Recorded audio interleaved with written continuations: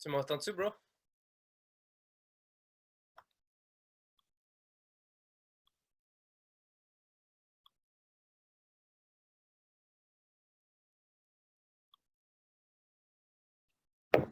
Good afternoon, guys. Do you all hear me? Gary, Yixuan?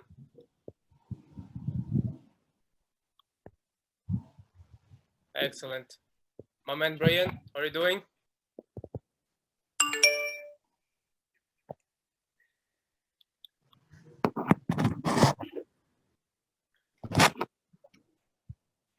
I hear now. Brian, yeah, you hear me? Yeah, I hear you now. I can't see you, but I can hear you. Yeah, awesome.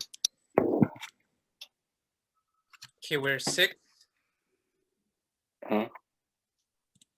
6 here. Okay, we're all in.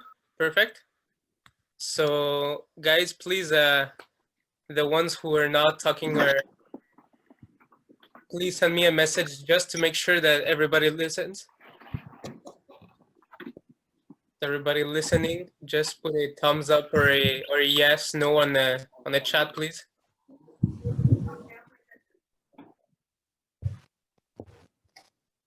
Excellent, Casper. Each one, 2.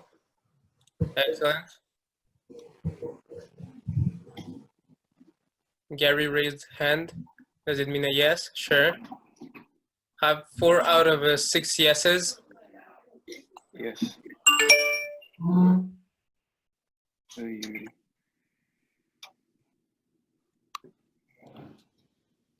close my Telegram for a moment.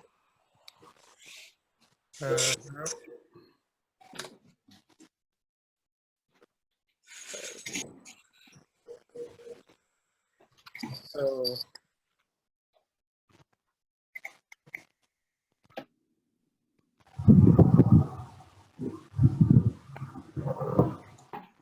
we have Casper, Adrian, Edward. Edward is missing. Wasn't he connected just a few seconds ago?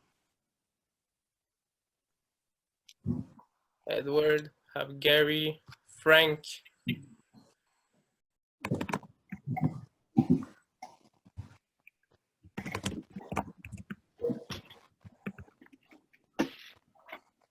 All right, guys, we'll wait just 1 more minute to make sure that probably Edward and Frank will connect.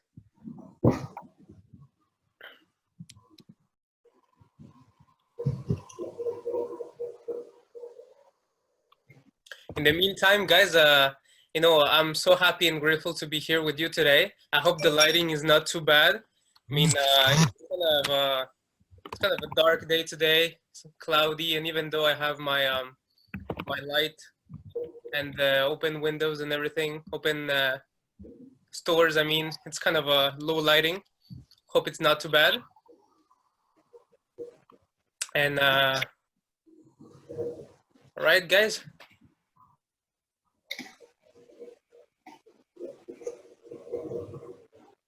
Are you all good to start with the information? Yes. Awesome, brothers. So let's start with this. Do you see my screen right here with a presentation? Yes. Phenomenal. Awesome, guys.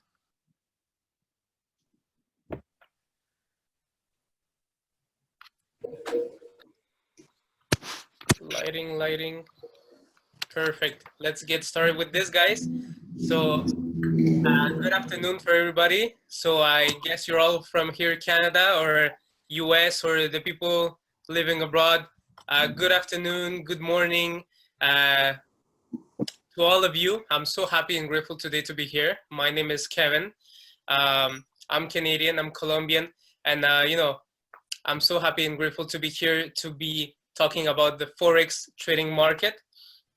And we'll be beginning by, I'll be beginning, my bad, by presenting to you not only Forex, but Golden Option, who you've known for a while now. Everybody knows Golden Option is a tremendous educational school, and we're so happy and excited about what it's coming on 2019 as a projects and new new knowledge and everything that we'll be sharing with you.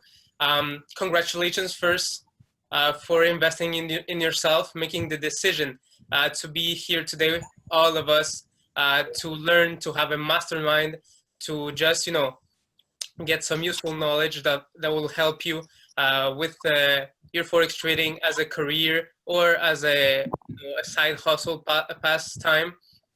And you could be anywhere else in the world, but you're here investing in yourself, not throwing your cash out of your windows. You're literally making a difference for yourself now.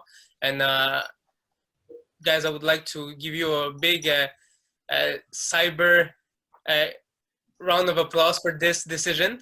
And therefore, I'll be your mentor and teacher for the next 4 webinars. So during these next 4 Sundays, I'll be giving the training for you about what is Forex trading. And congratulations for signing up to our signals. We have top-notch signals you'll be discovering by yourselves next week. It's incredible how we've made it so far and the accuracy we've made with our tradings at Golden Option.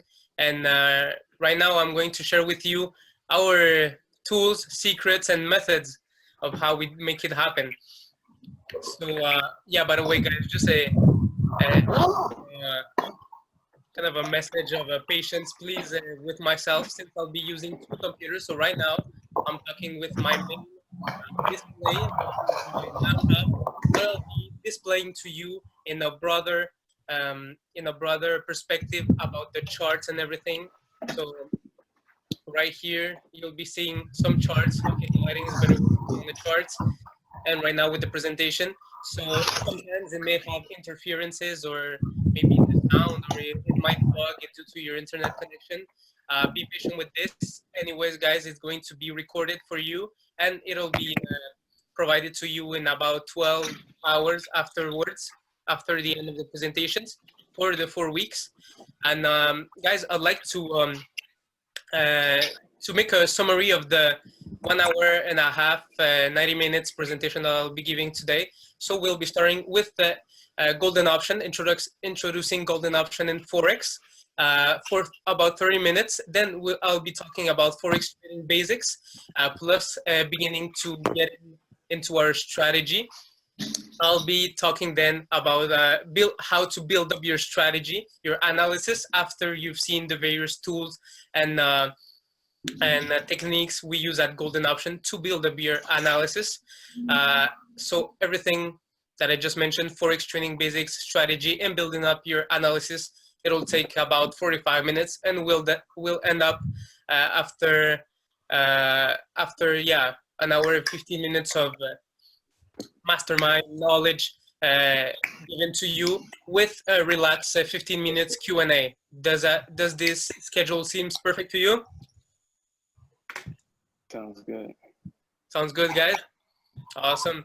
So let's start with golden option, guys. So golden option, who are the leaders at golden option? We have our main top educator, top leader, and co-founder, Nicolas. So Nicolas is a Canadian. He's a Quebecer here from Canada. He was the founder, along with my man, Joe Dufresne, who's connected with us here in the presentation. And Nicolas, he's the Golden Option main founder, CEO, and top educator. He is my personal mentor. He has been my personal mentor for about 3 years now.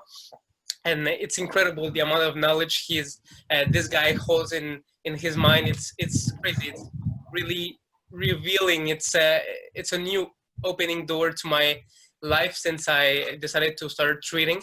And he's currently a 6-figure monthly professional Forex trader. And I don't know if it's indiscreet or not to say it, but he's only 22 years old, and it's totally revolutionary, guys, because you can take a decision and it can impact your life forever. And you're never too young or too old to do it. So he's 22 years old, and this is Nicholas. This guy is for real. He's currently doing right now, as I talk to you, he's currently doing a French a French webinar with his students. He's in his fourth and last webinar right now, and he's doing it in French and in French. And I'm right now with you in English. And this tremendous young adult and forex trader has been able to raise and to produce, I would say, more than $500,000 in the previous 3 years from now. So it's crazy. Like his his history, his experience parkour has been tremendous, and we can only get so much inspiration and golden nuggets from him and all his experience.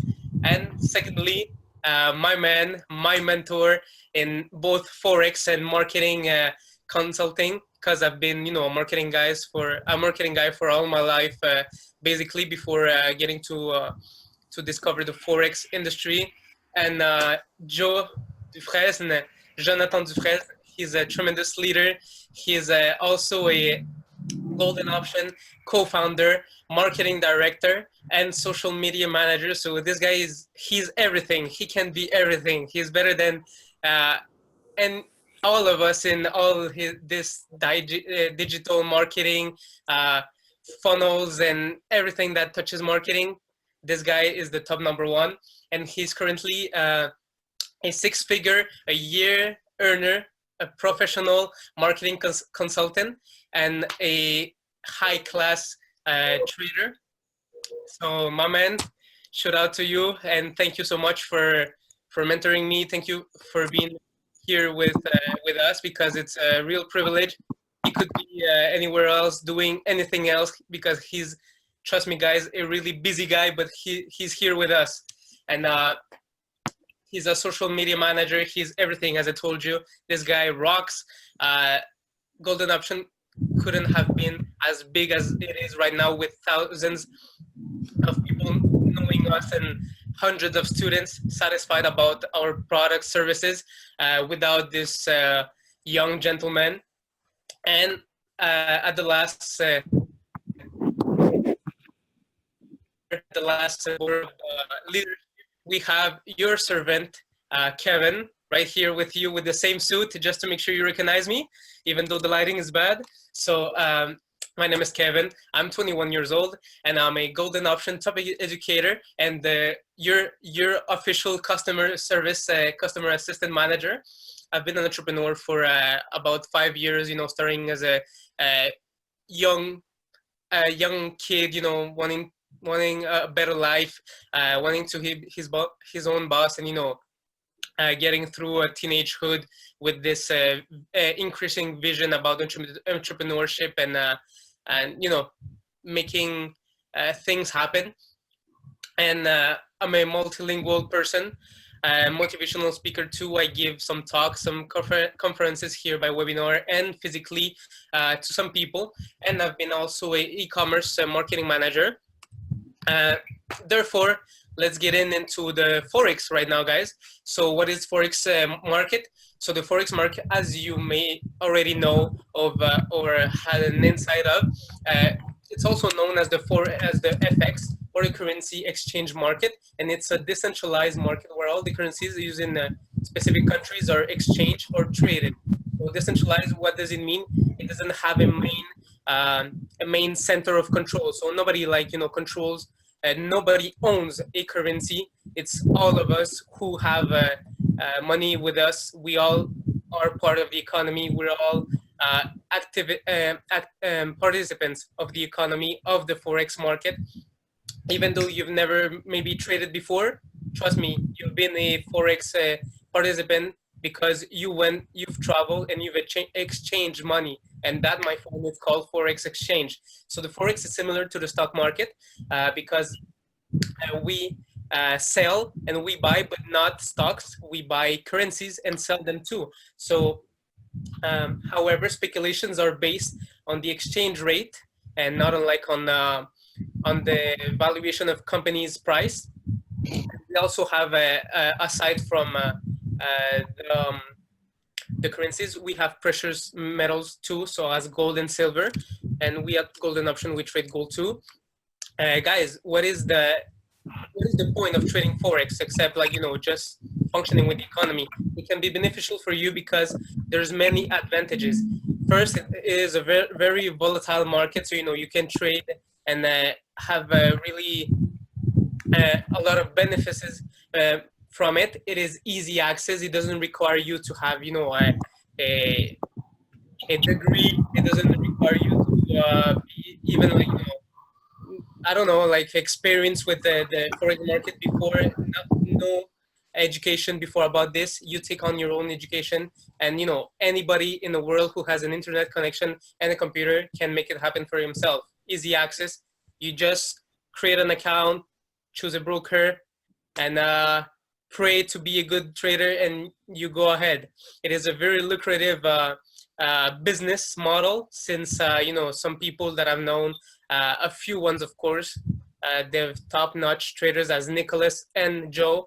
But even though these guys are wonderful, they're way bigger guys too, and that's just in that. In I cannot believe it because for me, Nick and Joe are already great, awesome mentors. But there's guys in the game making more than a million per weeks, a million per month. That's crazy. Some people make $1 million trades. It is totally revolutionary, and it's up to you and about your education. So there's not a max uh, of what you can earn, but also what you can lose because it all depends on you, how you trade, how you manage your funds, right? So losses are controlled, nevertheless. It's not as in a stock market. You put your money and you can lose everything if the the price index, the price of the stock decides to just drop. Unlimited potential gains, as I've told you, it is simpler to understand than the stock market, and it's really reliable because let's be true. Currencies are going to exist for the rest of our lives at least. We're into the digital payments and the currencies and bitcoins and everything, and it's a really a big market with a potential and everything. But trust me, physical currencies are going to exist for hundreds, if not thousands of years, and if not all human lifetime. So don't worry that it's not going to disappear one day or another. And it's open, the forex market, as to the oppose of the stock market, which opens in the morning and closes at 5 every day. The forex market is a 24-hour market, 5.5 days a week, and from Sundays in the afternoon to Fridays around, in the afternoon, in the early afternoon. It may depends on where you are localized in the world. And what it's so exciting about forex market, uh, the forex industry as a whole, it's a business model, but it's totally the opposite and totally different as any other, because it doesn't require any creation of a product or of a service. It's already there. The market is right there, has been decentralized. It's there for you. We don't have to make any sales or marketing. I'm not selling you golden option stuff here.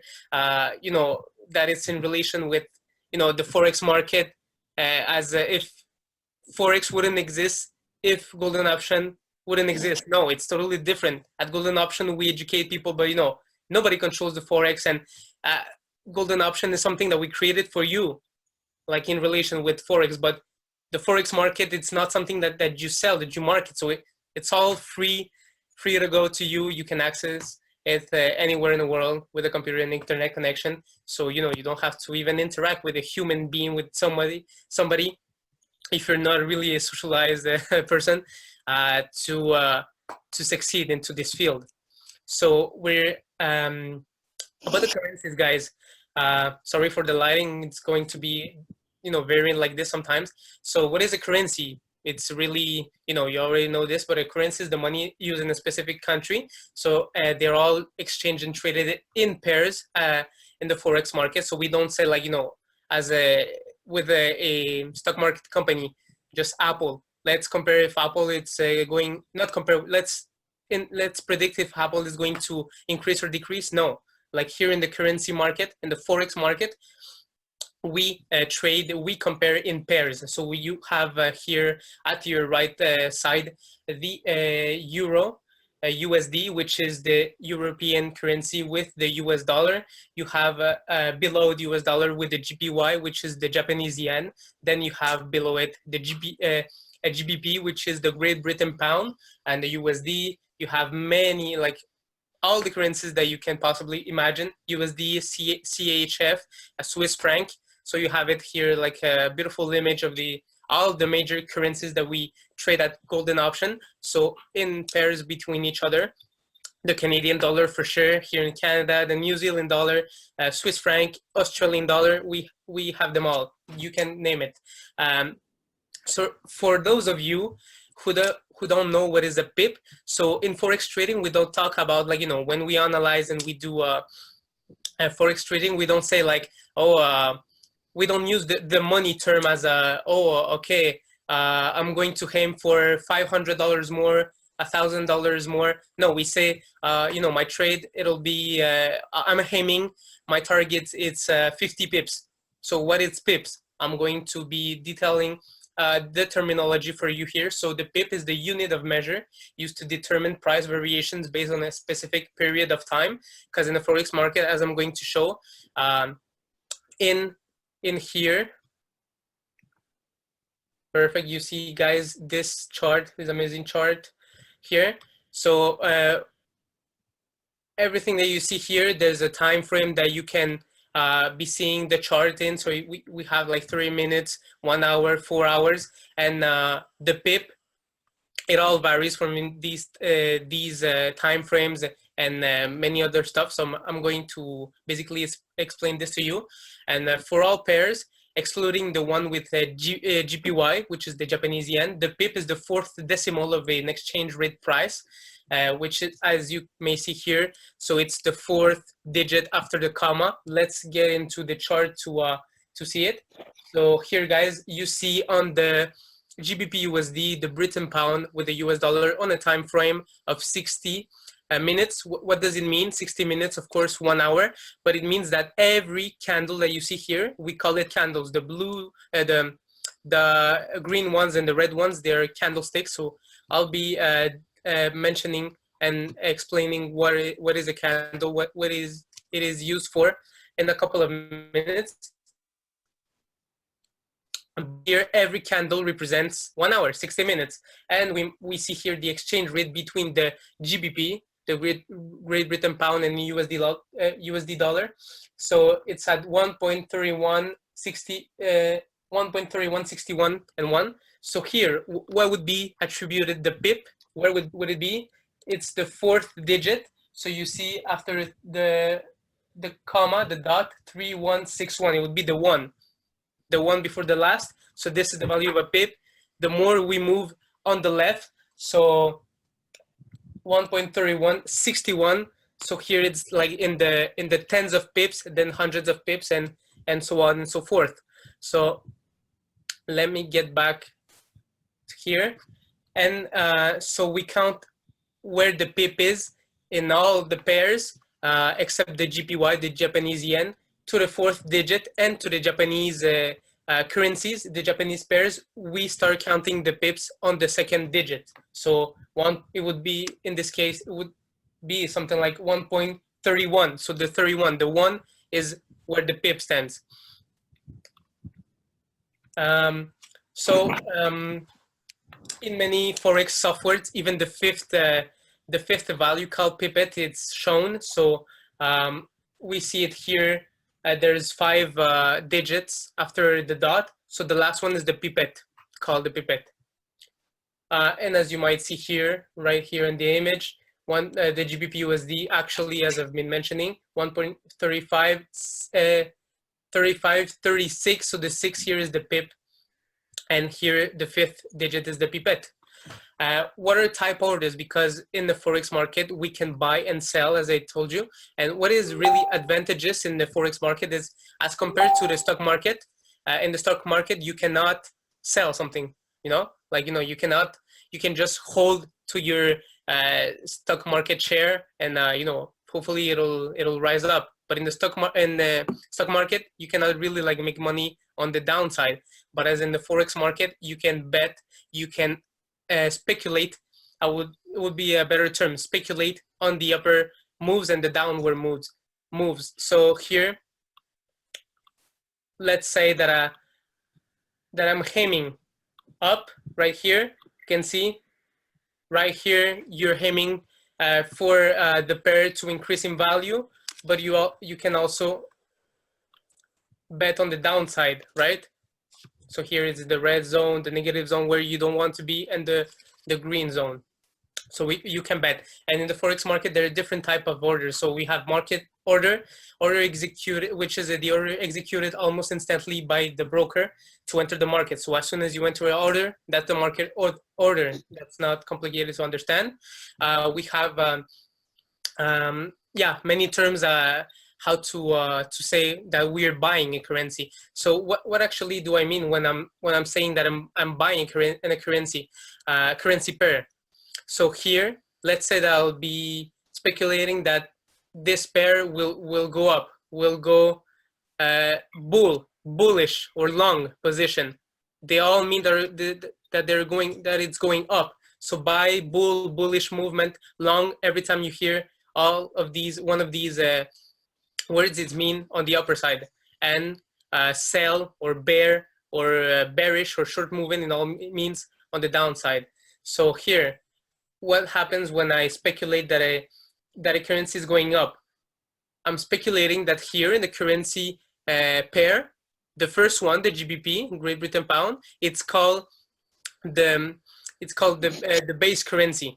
We have it here. We don't have where is it?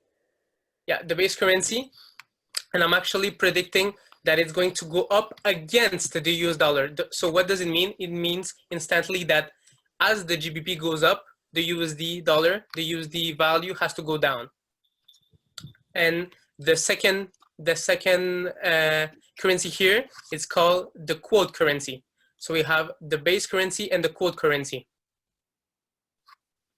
So sell executions, or to enter the market in a sell, bearish, short position, you should retain or note these Forex expressions, jargons, if you don't know it already, because we'll be using it.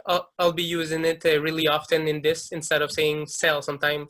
And we have also pending orders. So what are pending orders? Let's say you want to enter the market, but you don't want to enter right away. You put a pending order. That's not this for the moment, but let's say that the market is decreasing. So the GBP is losing its value because the downwards movement that you see, it's always the representation of the first currency. So the downside move here, it's because the GBP, it's going down. And what does it mean instantly? That the USD dollar is increasing value. And as you see the chart increasing, it means that the GBP, it reflects the behavior of the GBP, that it's going up in value, and instantly you've guessed the USD dollar has been decreasing. So about the pending orders, let's say you've not expected the market to reverse and change its trend, but you've been calculated that it might do it. So you've put a pending order to make sure that you don't enter right away and market keeps falling down. So pending order, let's say you wanted to buy here. So once the price will reach here, it'll go up. So we have many pending orders. Let me get detailed with this. So we have buy and sell limits. So let's say exactly that right here, you're a top-notch trader, and you've made it up that when the price will reach that point around here, as you may see on the right side, 1.2764 60.726.4, it'll reverse and go up. And you put a buy limit here. What does it mean? A buy limit. So the market is in a short movement. It's people are selling it, traders are selling it. But once price touches your pending order, your buy limit, it's going to activate a buy position, an upwards position, and the same for the sell limit. So you've speculated that it's going to go short here. You put a pending order, and once price will touch here, will touch your order here at 1.2764 32.52, market's going to go down. This is the sell limit. And we have also buy stops and sell stops. What does it mean? It's pretty much the same stuff. So imagine you've missed the upwards move here, but you want to get into the trade to profit and to surf on this upwards wave. So if you speculate that a market is going to keep going up, you put a buy stop, which means that at certain point, if price continues to go up and it reaches that point, it's going to activate a position to go long. Same for the short position. So if you put a sell stop, let's say here, and the market has started to to reverse and to go downwards. Once you've hit the sell stop, it's going to open a position to keep falling. Hope you guys got this. If anything, just make sure to let it know, guys, and just ask me questions if you want to, even though we'll have at the end some question periods. So how do we enter a trade on the Forex market? We don't enter like this as if there were no things to know, no rules. There's rules to know. So we enter the market with a lot. So what is a lot? A lot, it determines how much a pip is worth before entering a trade. So let me get this to you. The lot.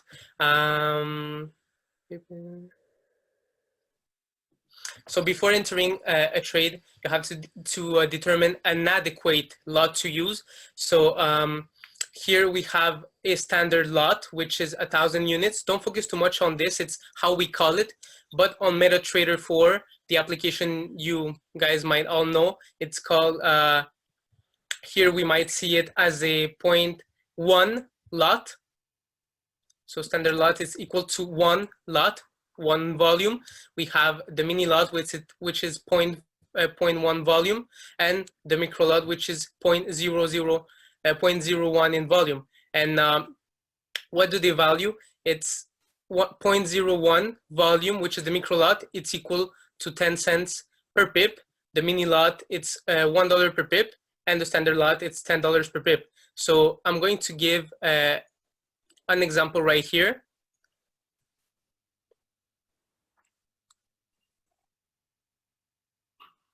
So let's say, for example, if a trade is open and the target is 200 pips, all right?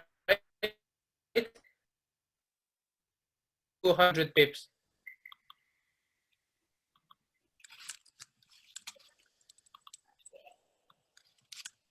$200 pips here, and we put our stop loss.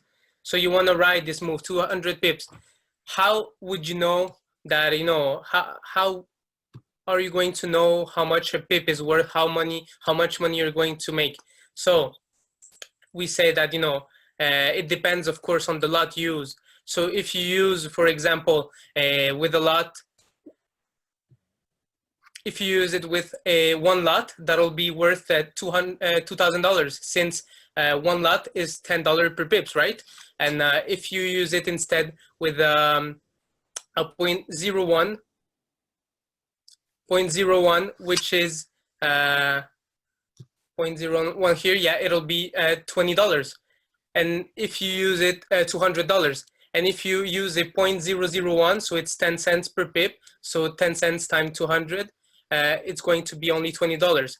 So by the way, guys, the lot, it doesn't have to be like, a round number. The lot can either be like 1.01, 0.001, or it can be like, 23.69, 0.07. It all depends on how you're going to put your trade. So, you have to take in consideration your risk management and, to be aware of certain stuff to determine your lot. And I'm going to explain this to you right now. So how do we determine the value of our lot to use properly, not to blow our accounts? I'm going to share with you a link right here. So let's say that I want to enter a trade and I want to determine my lot. You go on my FX book position calculator that it's called. You can put aside on the note like, you know, my FX book position calculator, or you can search it in Google, my FX book position calculator. So let's say that I have an account with $1,000, and you know, at Golden Option we don't risk more than 5% of our capital per trades, and I'm going to explain you more detail about this. But let's say that, you know, you'll never risk more than 5%. Therefore, never put more than 5%. This is like, you know, it should be impregnated into your mind, not to blow your account easily. So the stop loss, let's say that, you know, you put a stop loss here of 2 for 1. So let's say 100.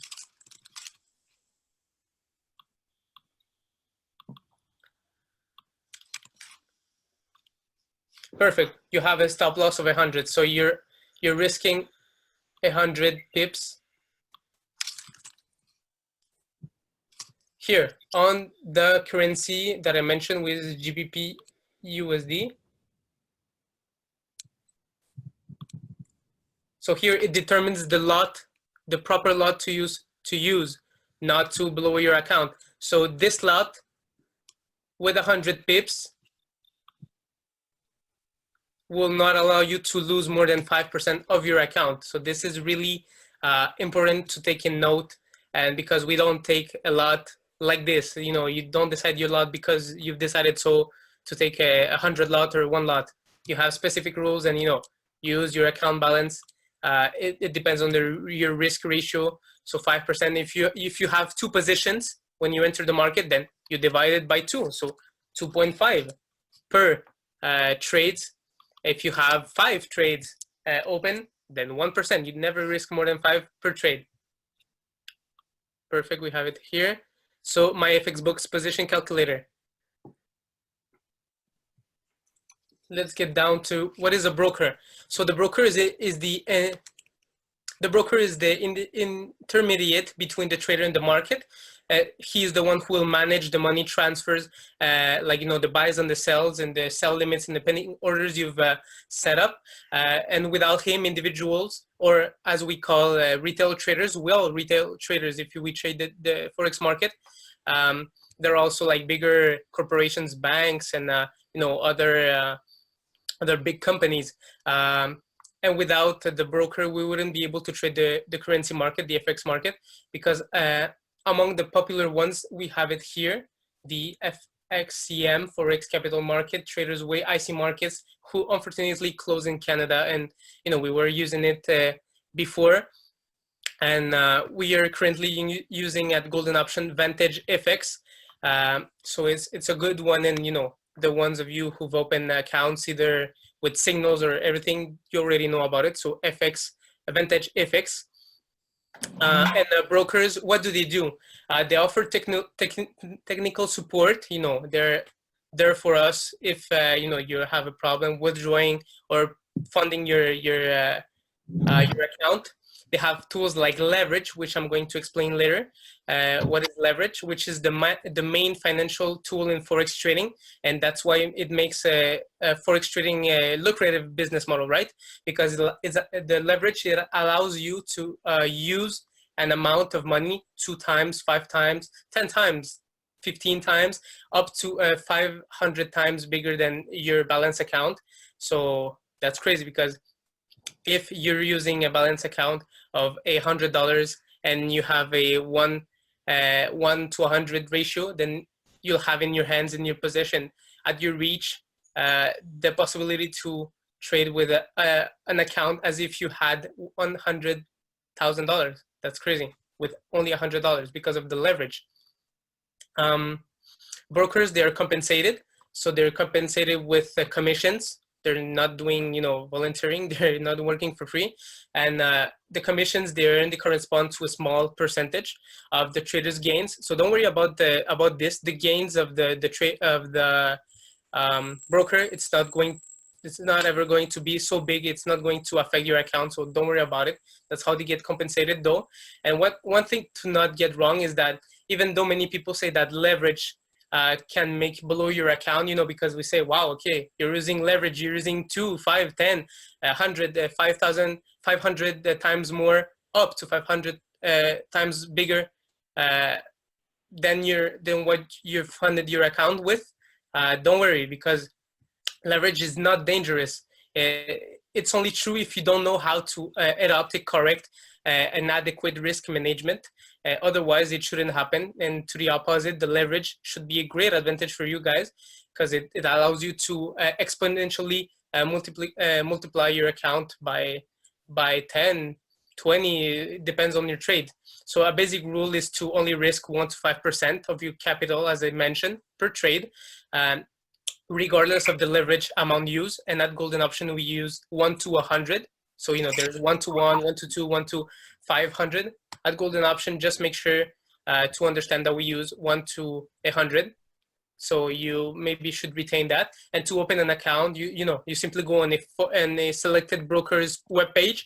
So FX, CM, Traders Way, IC Markets, or our own. We even have a link for those of you who might be interested to open an account and start trading. Just to let you know, and you fill your information, you select your leverage, and always make sure to keep this in mind, guys. There's various kind of accounts that a broker provides, but you always want to select true ECN account, never standard account, because brokers on standard accounts, they can modify the spread in their favor. So what is the spread? I'm going to mention it just after. And they basically can do market manipulation and hit your stop loss. So the stop loss is where your trade closes automatically when you decided to put it. So if a trade is going against you and you've planned to open a trade, I don't know, maybe, yeah, you've decided to go short. So short, you've decided to sell here for some reason, and the market went against you. Boom, it hit your stop loss, and your stop loss should be at max 5% of your account. Never move a stop loss, guys, never. Stick to your rules, stick to the MyFX book settings that you've put. Never risk more than what you're allowed, then you're willing to lose, which is 5%. And let's say, it closed, it hit your stop loss, the position of yours is going to automatically close. But brokers with a standard account, they have the possibility to manipulate this and they reach your stop loss, even though price had never touched your stop loss. So this is, they're crooks, the ones who do this. So never select a standard account, just true ECN account. And then, you found your account and start trading on MetaTrader 4, right? And we have the spread right here. So what is the spread? The spread is something else imposed by the broker, and it's the price difference in pips between the bid and the ask price. So I've put in colors here to make sure that, it's really understood. So the bid price, what is it? The bid price, there are two prices, which the one at which you buy and the one at which you sell, and the broker does it too. So price at which the broker is willing to buy when a trader clicks on sell. Because in the Forex market, when you bet that market is going to go down, to go short, to sell, you're going to sell, automatically make sure to understand that somebody else, which is the broker, is taking the opposite of your trade. So when you're selling, you're going short, your broker most of the time is going to go up, is going to buy. So this is the bid price. So let's see here, like the Euro JPY, the Euro and Japanese yen. So the bid, which is the offer price, like offer and demand. So the bid price is 122.892, and the ask price is 122.903. So here you see that there's a difference in the pips. As I've told you, in the JPY, in the Japanese yen pairs, the pip is not the fourth decimal, but the second. So here we read the second one. So between this price and this price, what is the difference? What is the spread actually? It's 1 pip, less than a pip here, because it's 89, it's 90 here, so it's a few pippets. But here, let's select the price here, the price of the USD Swiss franc, 1.02469. So this is the buy price for the broker. And when you click sell, you're selling. So the sell price is 1.02477. And the spread, the difference between this price and this one is 8 pips. So this is the spread, and from these 8 pips, that's how they make their money. So the ask price, the same stuff as I mentioned to you, price at which the broker is willing to sell when a trader clicks on buy. So when you click on sell, you're going to get here the ask price, while to buy, you're going to have the buy price. And then we have the swap. So the swap, it's not something you should care much about, but it's a fee imposed by the broker. It's a kind of an interest amount, and it's either the interest lost or won to keep a trade open during the night. And the swap is the difference between the interest rate of the two currencies. So you'll have when you have orders, you'll see swap, and it can be positive or negative. It all depends on market fluctuations, and every pair has its own interest rate. Talking about the leverage that I've been mentioning, it's the main financial tool of the Forex market, which allows us to exponentially increase or decrease our amounts by big. So be aware, guys. With this, you don't only win exponentially, you can lose exponentially too. So it's an advantage offered by the broker, and it's what makes Forex a very lucrative business. And you have to control a bigger amount properly, otherwise it's going to go against you. I've mentioned already the ratio, so a 1-to-1 leverage, but you're not going to make much of a 1-to-1. So you risk $500, you can make $500. 1-to-2, so you have $500 account, you can have a 1K account control. 1-to-50, 1-to-100, 1-to-500. And you can see, this leverage as a loan given by the broker, but that doesn't allow to lose more than the initial investment balance, which is also called margin. So what does it mean? It means, yes, your losses are controlling everything, but even though you might have a $100 account and you select a 1-to-100 ratio, which means that you control $100,000, you will not lose $100,000, right? You only lose your amount, but it's possible, to lose a bit more, but not $100,000. So don't worry, you have this advantage to control $100,000, but not lose these amounts. So still be aware of it. And there are four trading sessions in the Forex market, so you have to be really aware of it, because we all live in different places, so it affects how we're going to trade. I'm not going to trade in this maybe same time frames, sessions than you, because we have different hours to which we live our daily journey. So there's the London, the New York, the Tokyo, and the Sydney.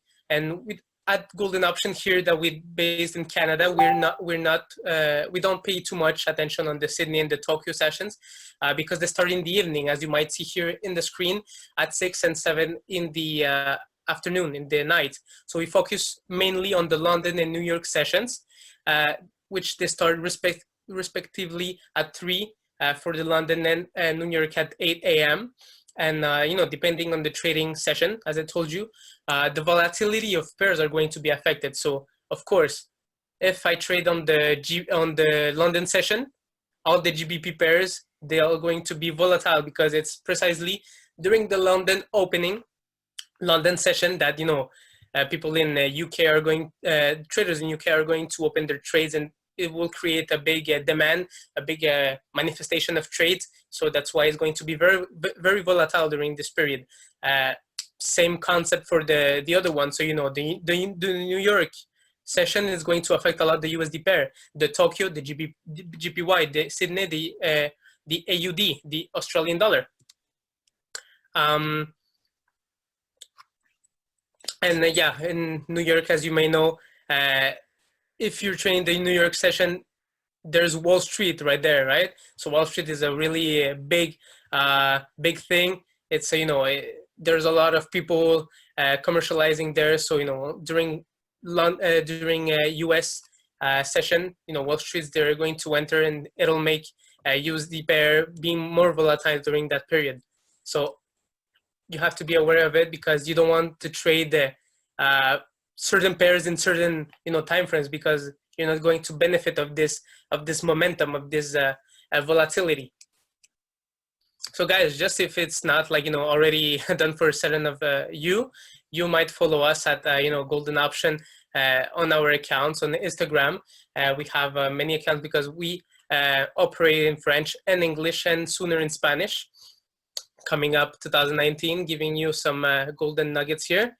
And congratulations, guys, as I've been mentioning to you, for taking our signals. The signals are top-notch signals provided by the only one, Nick, who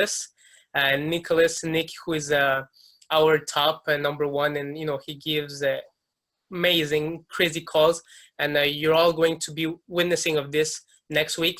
And guys, welcome to the Golden Option family. Don't worry, it's not the end. It's just the end about the introduction of Forex, and the introduction to our family, the Golden Option family worldwide.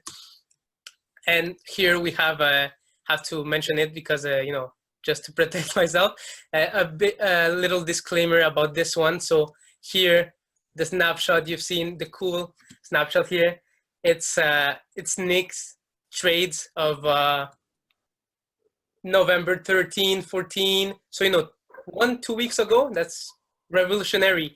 He made a profit of 54K in 1 week, guys. That's semen. Here it means week. It's revolutionary. Nick, he's on another level. He's not from this earth, guys, and it's crazy. You're going to witness his crazy calls next week on the Forex market. So, guys, results are not typical. This is not what I'm promising to you, because I'm not making any promise. I'm just telling you what's possible. I'm showing you what's possible. So, there's a guy in the world here named Nicholas, who's making 50K sometimes a week, and he's only 22 years old. So think about it, guys. How are you using your time? So disclaimer, as I told you, earnings and income representations made by Golden Option, they're just advertising, sponsorizing, just, to let you know about what's possible, to motivate you, but we are not making promises of anything, because otherwise we would be doing illegal stuff, right? So make sure to understand this. And now we're going at the place you wanted to be, guys. So we're going to be here on the charts with a brighter lightning here. So I'm happy, because maybe for those of you who've seen my camera, I wasn't really appearing there. So here I am. So we're going on the technical part right now, guys. And just to let you know first about the basics, and then we're going to advance into our strategy. So be aware that the players who have the most influence in the market, as I've told you, we are all participants. When you exchange money, like when going to travel, you're participating in the Forex industry, in the Forex market, but you're not trading like on the computer like this for your own profits. You're exchanging money. Still, you're a part of it, but they're way bigger players than us, of course. They're major banks. Major banks are those who create big impulses, and the big candles, like here, the big candles. When every time you see a big candle, as right here, it's because volatility is really high. Volatility is really at a peak right now. Sorry? Somebody had a question?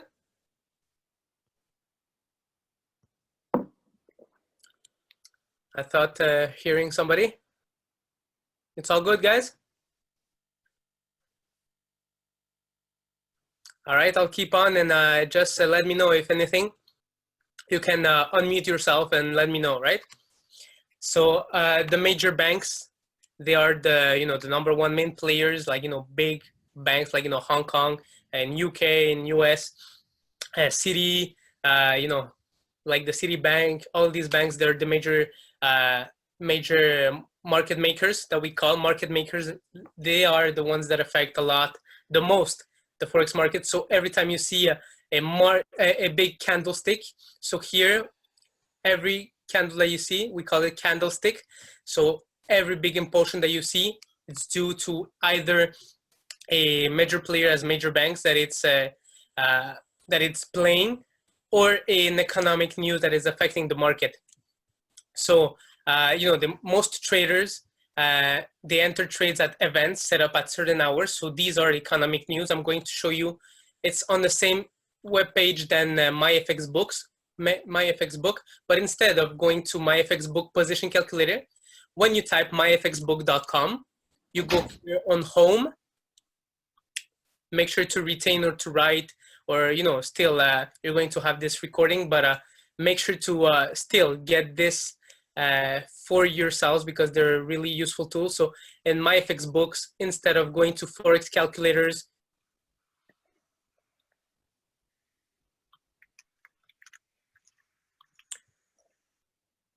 Bon, perfect. So let's go. So myfxbook.com is really something you want to get your hands on and not lose, because it's a really useful tool. As for know to how to calculate your positions, your positions. I mean, like proper risk management with your loss. How to use a proper lot not to lose more than 5% of your capital. So we go on myfxbook.com. Forex calculator in the main tab up here, home Forex calculator, and then you go here on position size calculator, and it's going to open what I've already shown you, and then you put your account either in the currency you're using. If you're in the US, so you open your account in US dollars, in AUD, Australian dollar, CAD, the Canadian dollars, CHF, Swiss franc, euro, GBP, Great Britain pound, GPY. Get used to these terms too. Japanese yen, New Zealand dollar, NZD, and USD. Your amount, your ratio, no more. You should never see more than a 5 here, not a 6. Except if it's like 1.6, 1 point something, but never more than 5.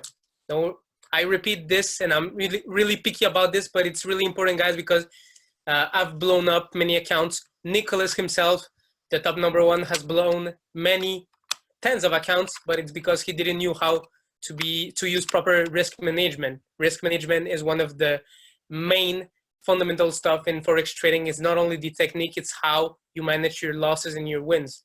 And stop loss, how much you're going to risk. Stop loss, something important that I was going to mention, a couple of times afterwards too, is you'll never use a stop loss.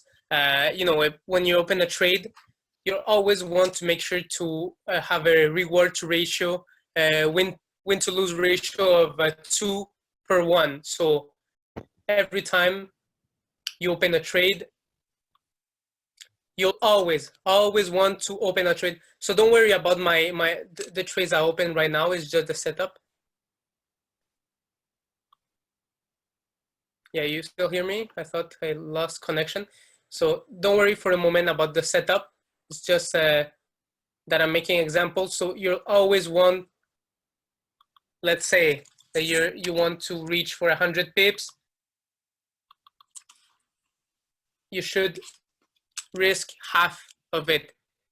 You should not do 1 for 1, because you're sacrificing a certain amount of money to gain the same certain amount. No, we always want to compound. We don't want to be greedy. We don't want to make here you see the ratio, it's 2. What it means, it's 2/1. So you're risking 50 pips to gain 100, and the amount depends on the lot, right?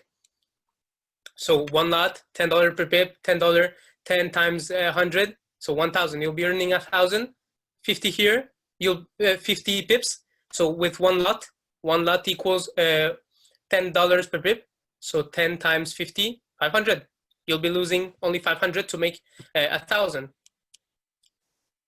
There's a ratio of 3, there's a ratio of 4. It all depends on your setup, but you never want your stop loss first to your ratio to be 1-to-1.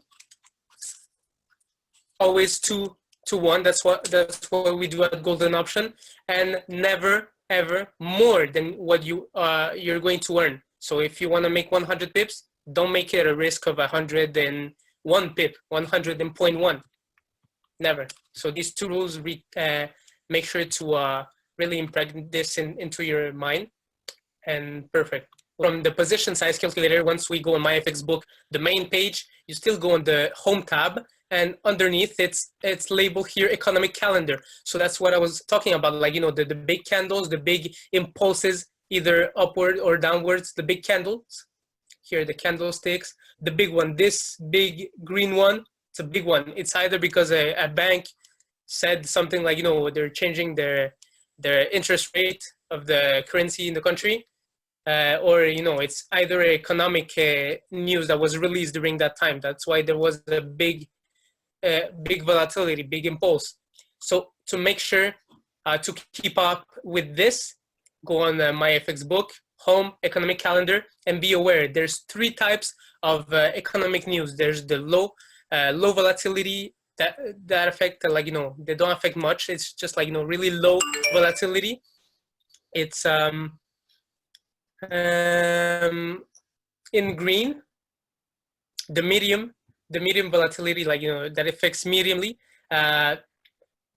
These are the ones in yellow, and the ones you want to make sure you want to pay attention to. Don't even pay attention to the green or the yellow ones, just the red. The red still pops up to your eyes.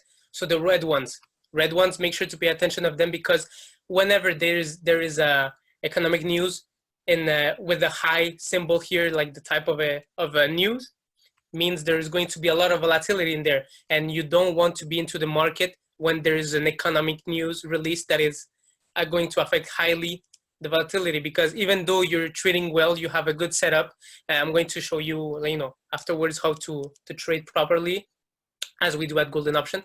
But even though you have a proper setup, proper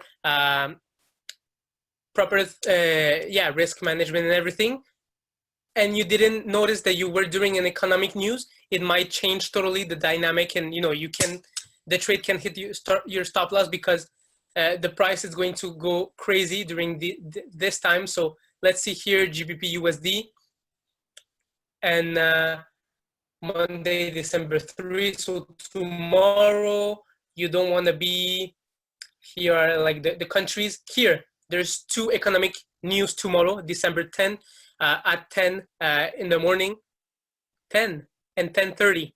So ISM manufacturing, all this. There are 3 high volatility, highly impacting news. Don't get into a trade during this time. Okay, skip it. This little advice that I've given to you, it took me years, literally years, to get to know this, because before I just took attention to my own trading and everything, but there are other elements affecting your trading. There are other variables that you're not aware of. So this one, guys, I just saved you 2 years of trading, of mistakes, just by this little thing, because I've lived it, and I wasn't aware of this for 2 years. So you got the experience of 2 years in a few seconds by getting to know this. So you have on MyFX book the economic calendar and the position size calculator. So getting back to our charts, to analyze currency pairs, one of the best, if not the best platform, is the one I'm currently using right now. So it's tradingview.com, tradingview.com. Going to just get in as from scratch, tradingview.com. There's softwares, there's their page and everything, but listen to us. do as we advise for some things as this important one. So don't get yourself for the moment like a software that you download or anything. TradingView makes the job really excellently, and it's really enough. Yeah, don't pay attention like to here. Like my lines here, everything became broader because I'm displaying this on a bigger monitor, so it just became bigger. See the lines here? It became bigger. My MAs, moving averages, it's because of the monitor. It's not, they're not like this. So just to make sure. And TradingView, whenever you get on TradingView, you're going to get into the main page when you arrive. And you can create an account for free or take a package.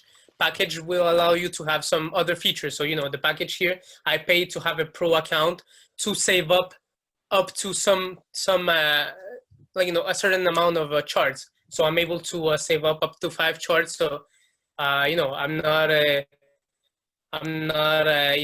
promoting TradingView or anything as a business. It's just the tool, and I just took for myself. But a free account does the job.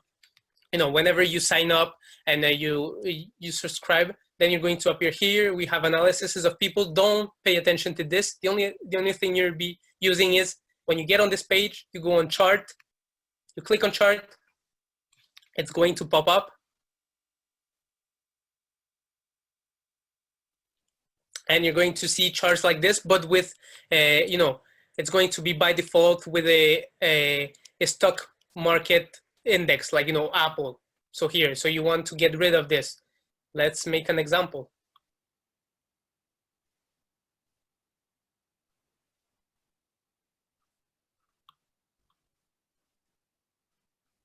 Here, Apple, straight, right away, right here. So when you're going to sign in, it's going to be all messy like this. You don't want it to be messy like this. So what do? Here, when you click on chart and you arrive to this page, you're going to see a watch list right here with all indexes, like, of the stock market and everything, like, Dow Jones, DXY, everything. But DXY is important. I mean, all the indexes here, eliminate them, cancel them all of them. You're going to be doing your customized one. So everything, you erase it, and you just put Forex pairs. So let's say I was on the GBP USD, Great Britain pound, and US dollar. Make sure, guys, always when you select a pair, to always check on the right. There's like, the different like kind of brokers. This is not like to sign up. It's just you want to make sure to be always on FXM pairs. There's Oanda, there's IKE, there's Forex.com, Oanda, LS. Just always select the FXCM ones. That's it. And then you're going, of course, to be asked, like, to log in and everything.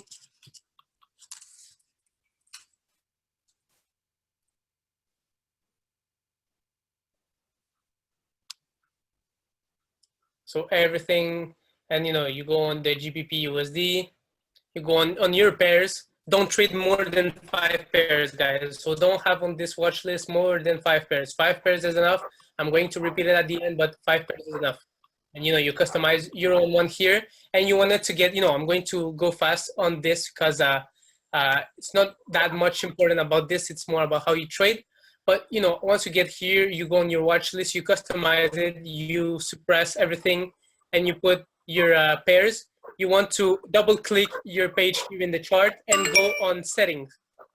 You go on settings, and you'll see here in the tab background, you want to get rid of these like scales, like here, the grids.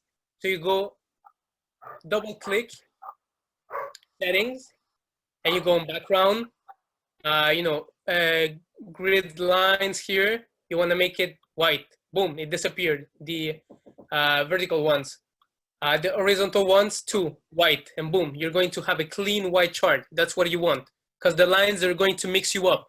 So settings, background, and the grids. So put them in white. All right, guys? So that's for this. and always FXCM,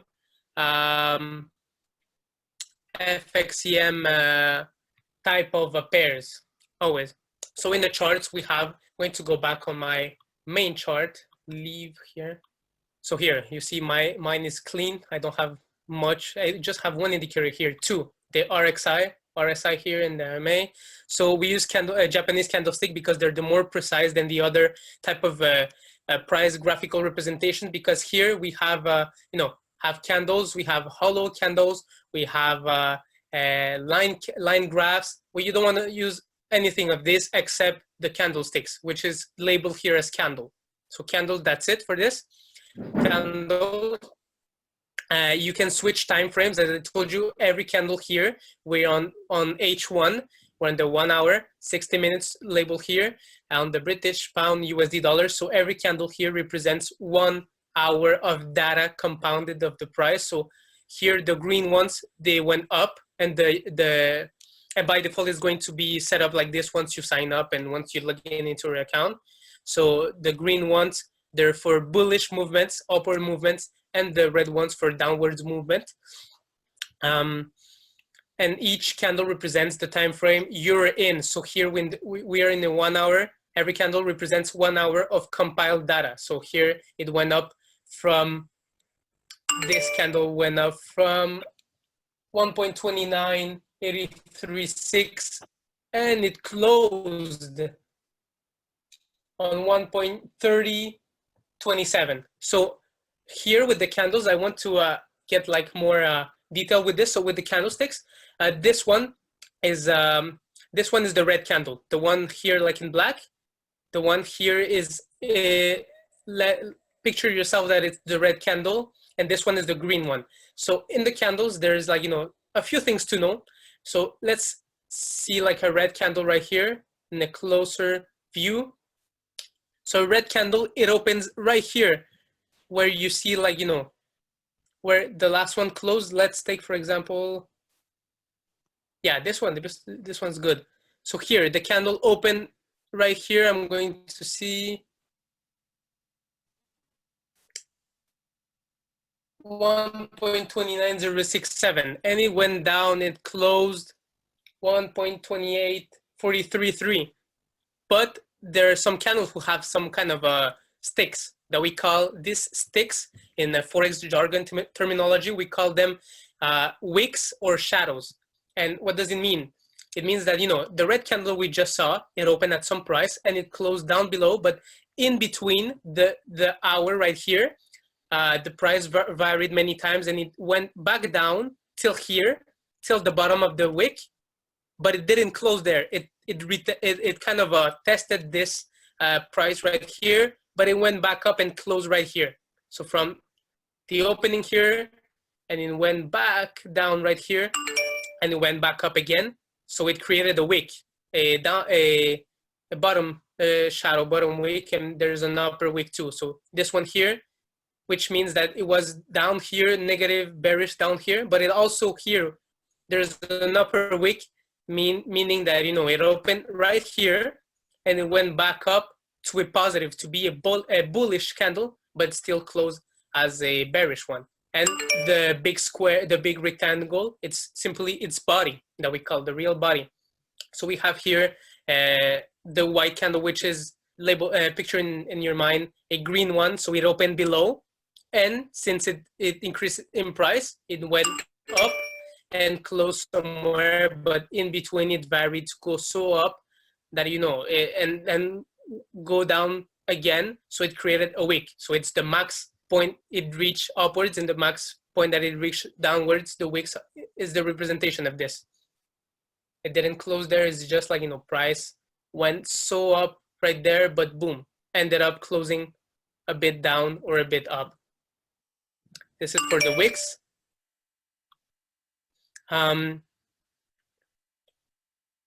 The stop loss and take profit, as I've mentioned to you. So when you open a position, you want to open a bullish position, and you put your take profit, they're the stop loss. So once price reach your SL stop loss, it closes the position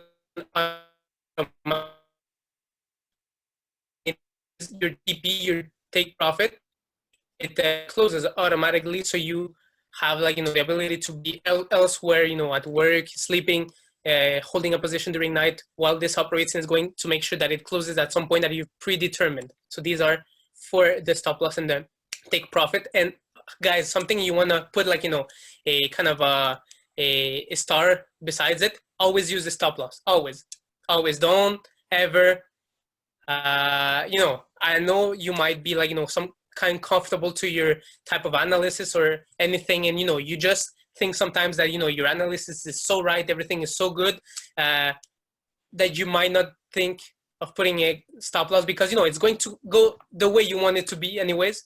Don't trust that. Yes, trust yourself. Don't trust anything else, but trust yourself too by putting a stop loss, because market does everything he wants to. We are not here to determine what the market should do, but we do with what the market provides us. So always put a stop loss. Guys, we're going to see here.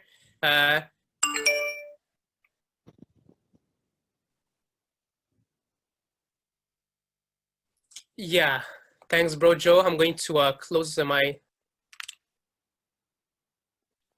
just going to take a minute to close my, because I have my notifications and your guys are hearing some pop-ups and sounds. I should not have any more. Thanks, brother, Joe. And perfect, guys. So we're going to see here in the charts. So the three type of market phases. So there's the consolidation, the ranging market, the uptrend, and the downtrend. So let's start with the consolidation market. So let's go a bit back here. Perfect. Here in H4, which means every candle represents 4 hours of data. What do I see in the 4 hour? Consolidation. What does it mean? It means that price is not going up or down, it's going sideways. So I'm going to show you right here. This is the first market phase. As you might see here, guys, price, yeah, it's kind of moving a bit up, but it's still staying like on the same level. So we have here a consolidation. So a consolidation, what is it?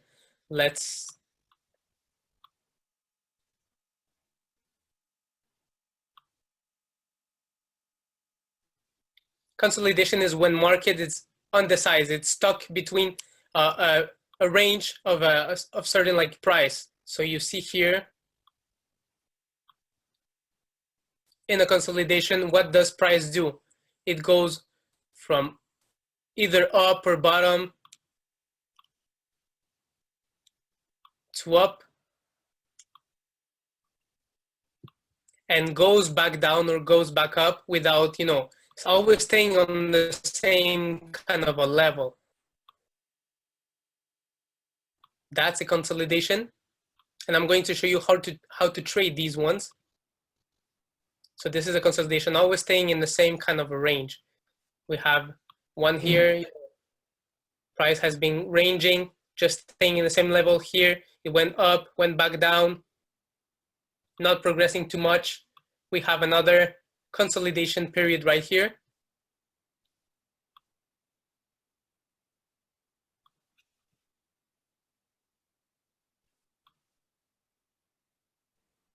So this reflects the indecision of the market.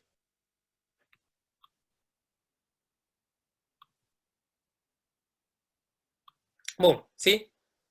It went from up to down right here, but it reached this point.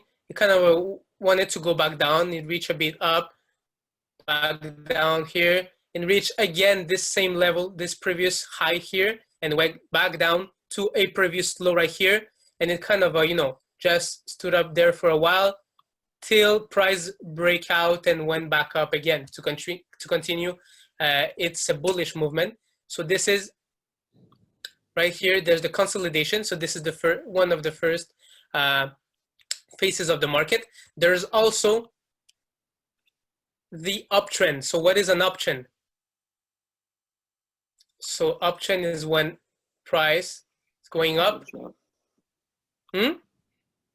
That's when the market goes up. That's when the market goes up, my man. That's right. It goes up. And of course, it's visible with the eye like this that, market's going up. You can see it here is going up. But how to make really sure that the market is in an uptrend? How to make sure of that? I'm going to give you 2 cues. So right here, this is an uptrend. Every time you want to be sure about the market's phase, and here you see that the market is an uptrend. Why is it an uptrend? Because market starts to make higher lows, higher highs. So price raised here, raised, and higher lows. So this is an impulse movement. The market will always impulses and corrects. So impulsion, correction. There's also the jargon with this, so retracement. It's either called retracement, correction, or pullback. So we're going to use. I like retracement and pullback too. So market raises, impulses, corrects, pullback, raises to make a new higher high. You see the previous high here, and it corrects to make a higher low. So you see the previous low right here. The following one is higher, and so on and so forth. So the market is going after an impulse, there's a correction, and then an impulse again. What happens with the downtrend? The downtrend is basically the same stuff. So downtrend, market goes down, goes back up. Impulsion,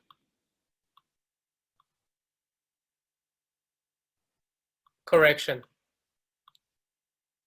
Impulsion, and so on and so forth. And it's characterized by lower lows and lower highs. So see the high here, lower low, a low, and the next one is a lower low. So that's how you determine if the market is in an uptrend or a downtrend. So as we might see here, this small segment here, we see that it was ranging. It ranged a bit, and then boom, it fell a bit. And here we see that the market started doing higher highs and higher lows.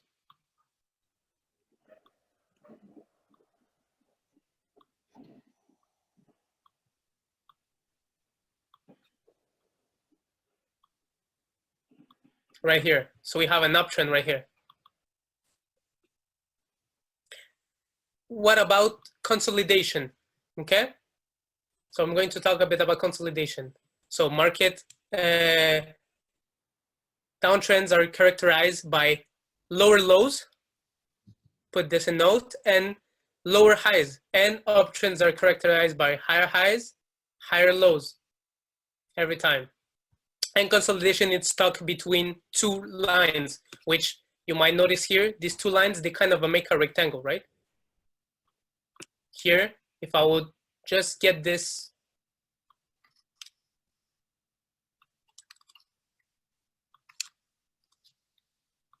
I could still replace it by a rectangle.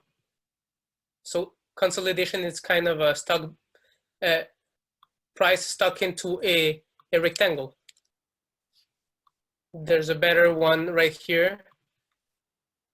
This one's better. In a rectangle. So what happens? How do you trade all of these, like consolidations, uptrends, downtrends? I'm going to start with the consolidation.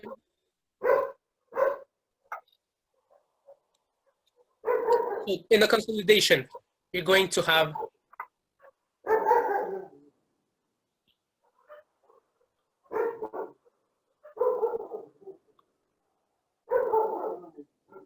going to price ranging, consolidating,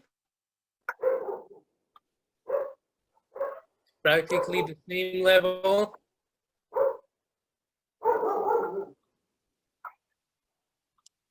Till it decides to break out. It can either break out above or below. You have to be aware of this. Market decides, not you.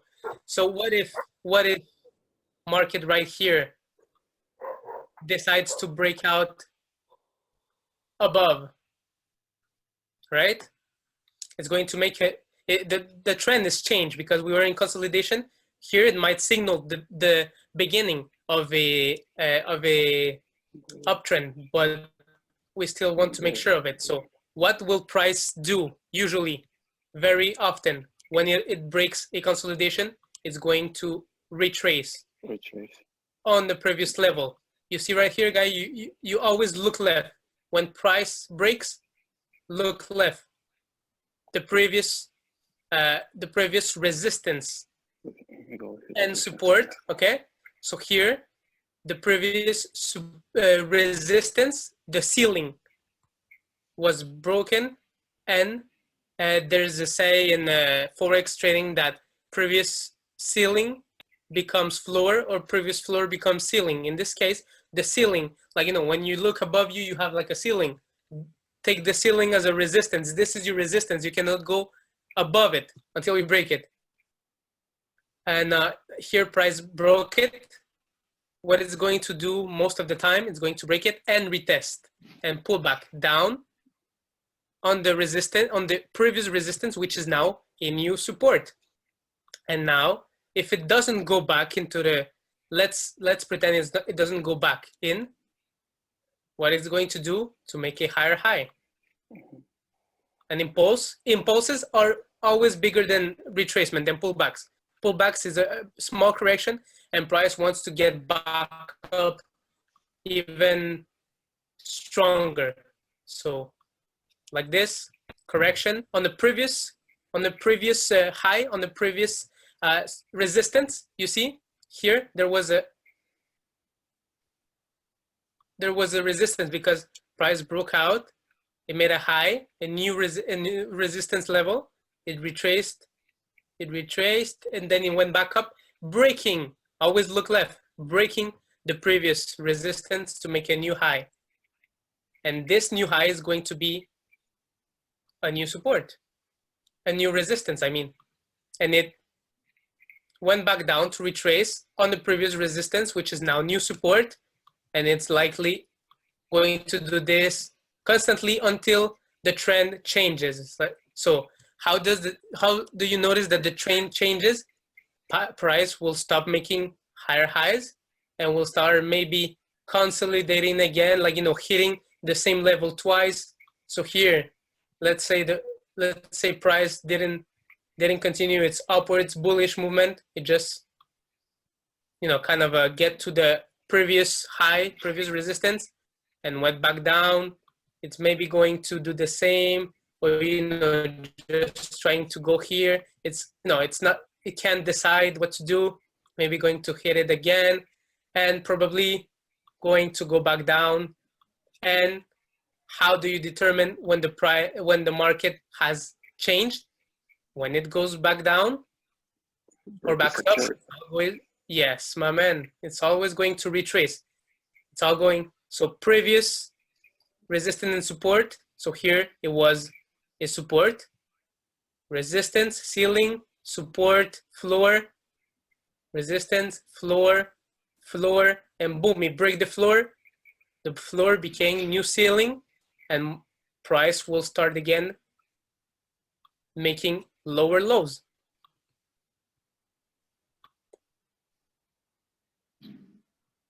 And likely to retrace back to the previous level. So right here. So that's how you notice a change of market. We started here with consolidation. Once there's a consolidation and it is a breakout, don't enter a trade right now. You always want to have some confirmations. What is the confirmation?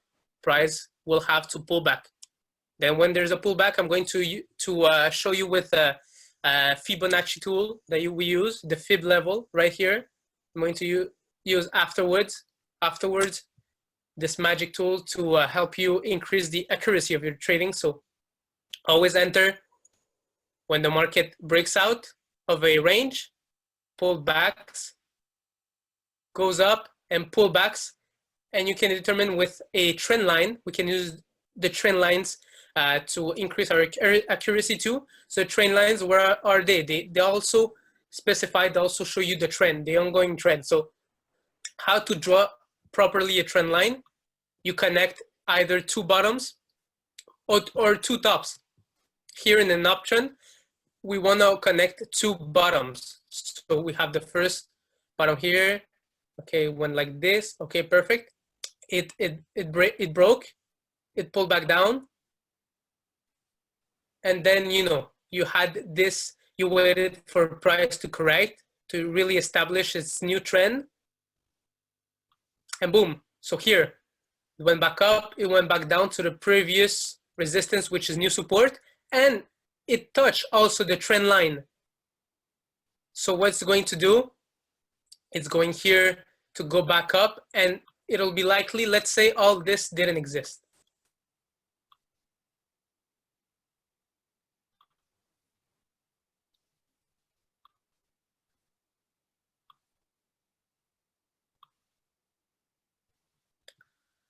So if it would have continued as an uptrend, okay, it would touch here, boom, it might touch the trend line and go back up. All right, like this. But what happens when you're in an uptrend? How to use the trend line properly? When you let a trend establish, you always want to buy or sell on the third touch. So let's say here, let's say here there's a trend line, okay? And price, you know, impulse, correction, impulse, correction. There's two, you connect them, 1, 2. And once price started, you know, pulling back down and reaches here, you wait that there's no breakout or anything. You confirm. You wait for it a bit to go up, but you buy here on the third touch, always with confirmations. So you want to buy, and as it goes on without breaking the trend, you buy on the following touches. So the fourth, the fifth, as it goes on without breaking. So that's for the market phases.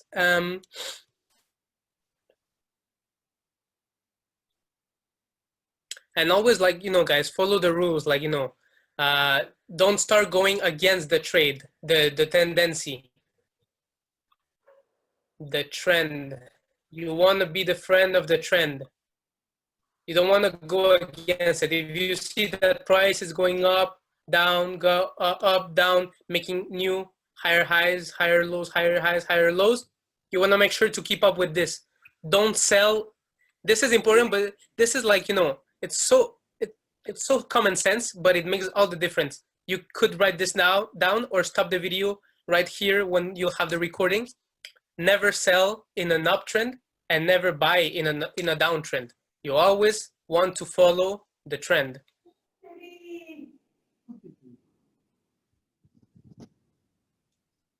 Okay, so since you know a bit about these,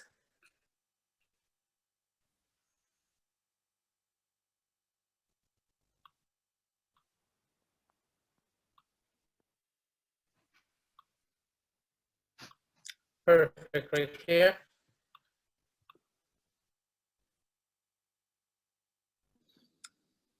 And you know, guys, whenever there's whenever market is in a consolidation or in uptrend or downtrend, I'll show you where to, you know, enter your where to enter your trades and where not to put them. So let's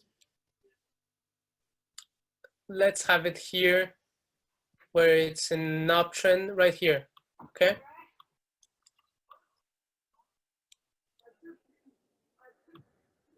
What happens? when price is here in an option, so it impulses correction,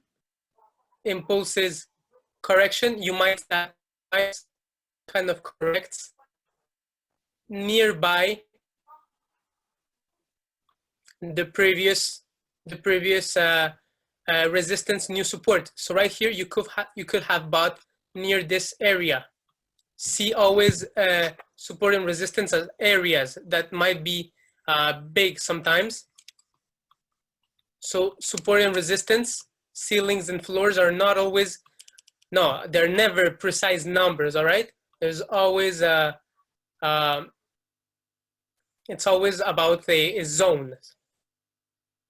So right here it went up, went back down, went up, and as you might notice, it went back up, went back down to retrace, and the retracement ended where the previous high was. So here was a resistance, it broke out, you waited for the retest, and boom, you would have bought right here.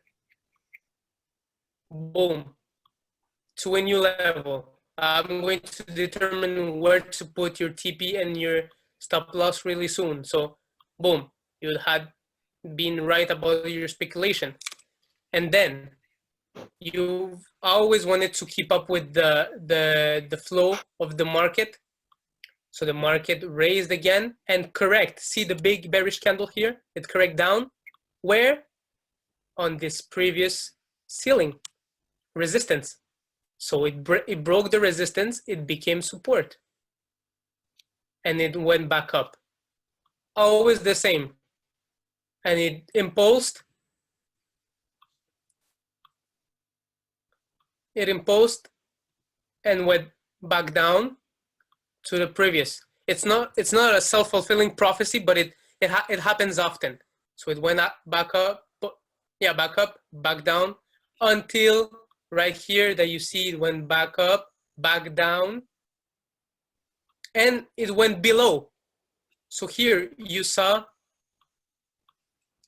higher highs and higher lows. So a low, a higher low, a higher low, a higher low, but also higher highs, which is the characteristic of an uptrend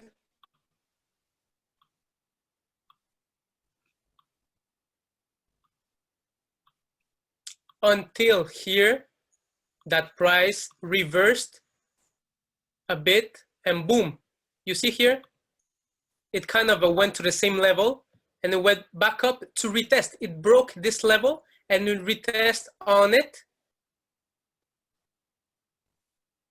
this time as boom, resistance, and it went back down and went back down to make a lower low, a higher low, not a higher low, a lower low, my bad. And right here, so see, it started doing, this is a high, a low that went to the same level. It keep going down, a lower low, this low is lower than this one. It went back up, make a lower high. The previous high was here, lower high, and it changed till it changed again. And you know, guys, it's good to buy and sell on resistance and support. Like, you know, here you would have waited for, like, you know, the pullback, the impulse. So you here, you had gone up to the previous level. So it went up here, it retraced. So the first thing you want, the first target you wanna catch is the previous target. So here, went up, it crossed the resistance, therefore it has to retest on it, and went back up. And if you would have entered here, you would aim to the previous high, which is here, that's 71 pips, and you know, you would have put your stop loss, you know, below this, like, you know, this lower here, which had made, like, you know, more than 2 point something ratio, which is good. And what happens? Let's say your TP is hit, price keeps going up, boom, it broke the previous resistance, it retested, you'd had enter on the retest. Here, back up to the previous high, always. And you put your stop loss, like, below here, giving always a ratio of 2 to 1. So it had caught two moves, boom, break. Even though this big candle, like, you'd be like, wow, I wish to had caught this candle. Always stick to your rules. When you enter a trade, and like here in an uptrend, you want always to exit your position at the previous high or previous low. Same for here in a downtrend.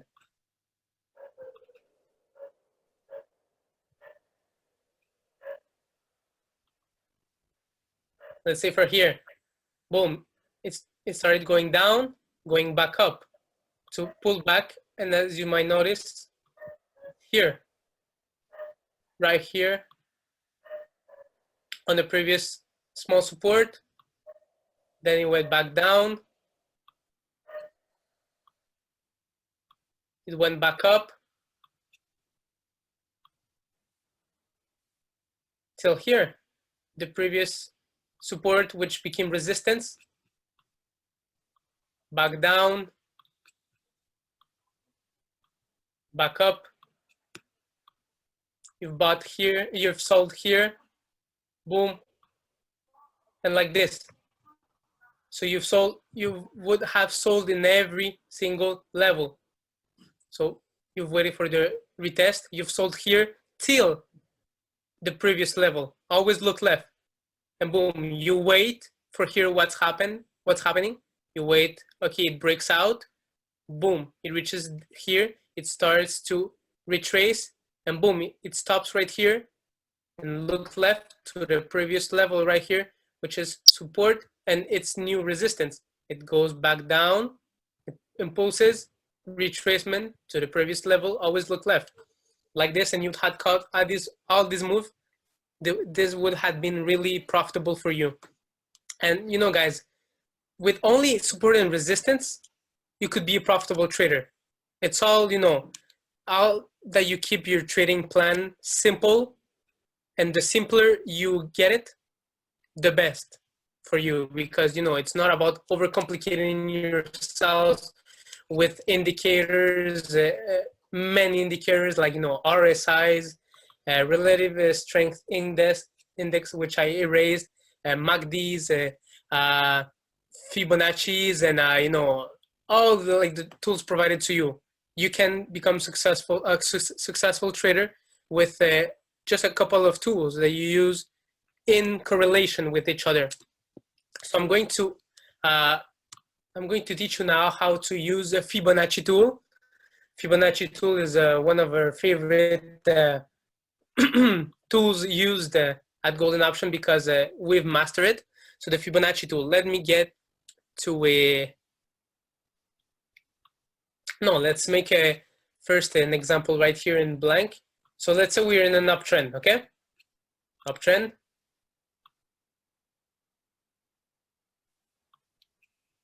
Impulsion, correction, impulsion, correction on the previous, as you might see here, on the previous high, which is resistance, and here support. Boom, like this. Aside from just entering here on the retest, aside from entering on the retest, what could you use to make your trading more efficient? The Fibonacci tool. So Fibonacci tool,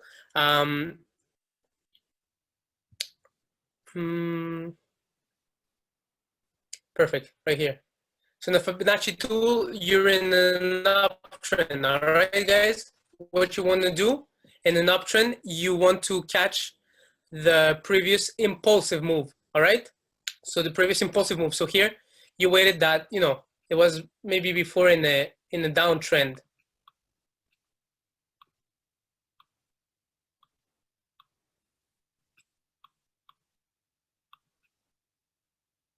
and then downtrend, and then boom, suddenly, what happened?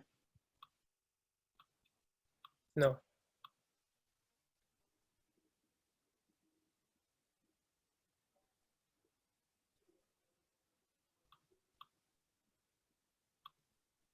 Here, it started making,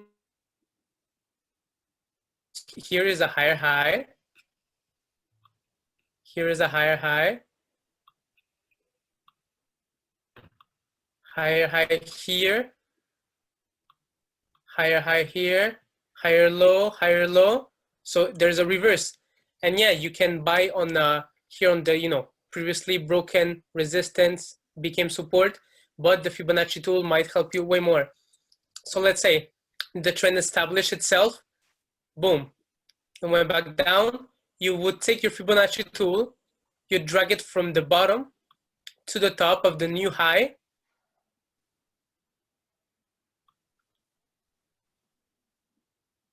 and price, what's good with price is that price will likely retrace on the Fibonacci, on the golden ratio that we call the 61.8. You want to pay close attention to the 61.8 Fibonacci retracement, Fibonacci level, because price tends to really, it's not a self-fulfilling prophecy, but it tends to really land on this ratio really often.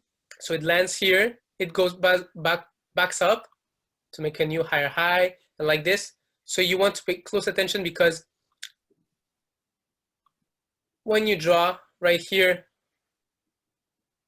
as I told you, a zone, all support and resistance are zones. They're not like specific. And so does the Fibonacci tool. The Fibonacci tool also is used like mostly in the zone. The 61.8, it's not a precise thing that when touches it, you know, price surges back up or anything. You want to see the 61.8 and the level of the 68.6.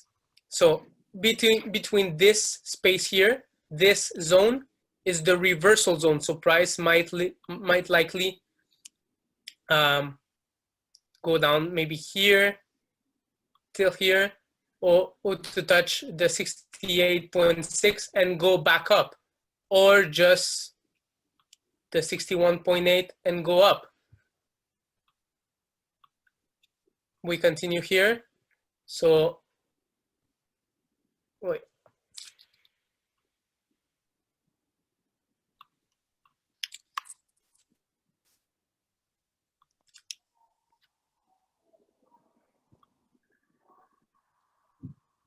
You want to get the next move. So what do? Impulse, correction,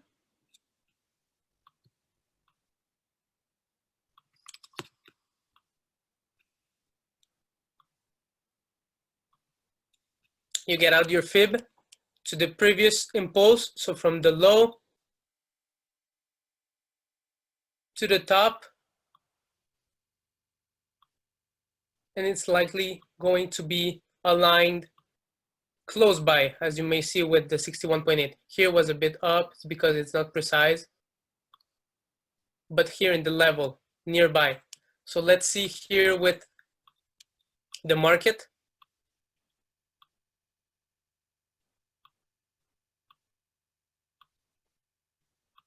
So here was in a downtrend, so boom, and tried to went back up, lower high, lower low, here low, lower high, lower low, lower high, lower low, till here, till it reversed right here to make a high, a low, but a higher low than here, back up, down, up. So here it continued as well. What I wanted to do, so I first let my trend establish itself, so boom, back down, boom, back down, and then I use the Fibonacci tool from the previous no, this is right here, up, down. So you want to get the impulsion here. And here it's not perfect, but as you see, so the price raised, it went back down, it teased the 61.8 with the wick, and it continued back up. So it went here in the range, as I've told you. If you had bought there, that had been amazing because you had caught the next upper move. And let me get more.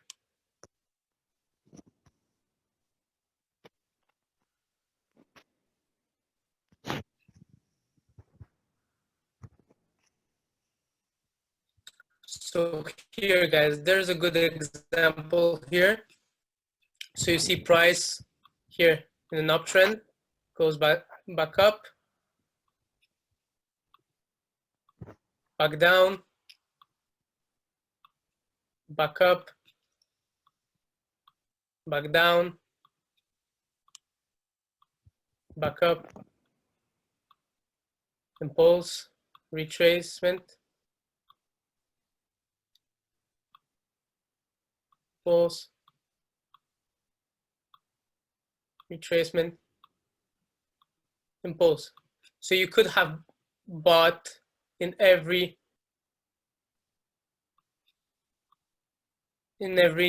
broken resistance, which are zones, as I told you. So here, price went to retrace, then surged up and retraced back to the previous high. You could have bought around this area and aim to the previous high with a 2-to-1 ratio at least, always. So 2-to-1, boom. Then price went back up. It went back down.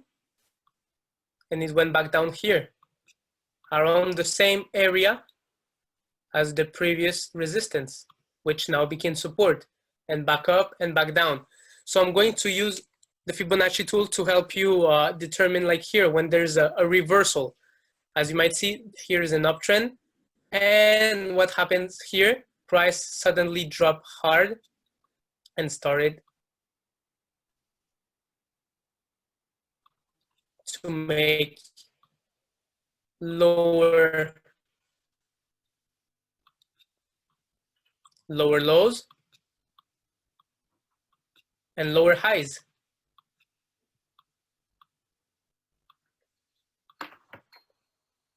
And you can use your trend line. So you connect two bottoms. So the first bottom, let's use something better here, the ray. So the bottom, you connect two bottoms and boom, you see that it's likely touched it and went back up and it retraced, yes, on your horizontal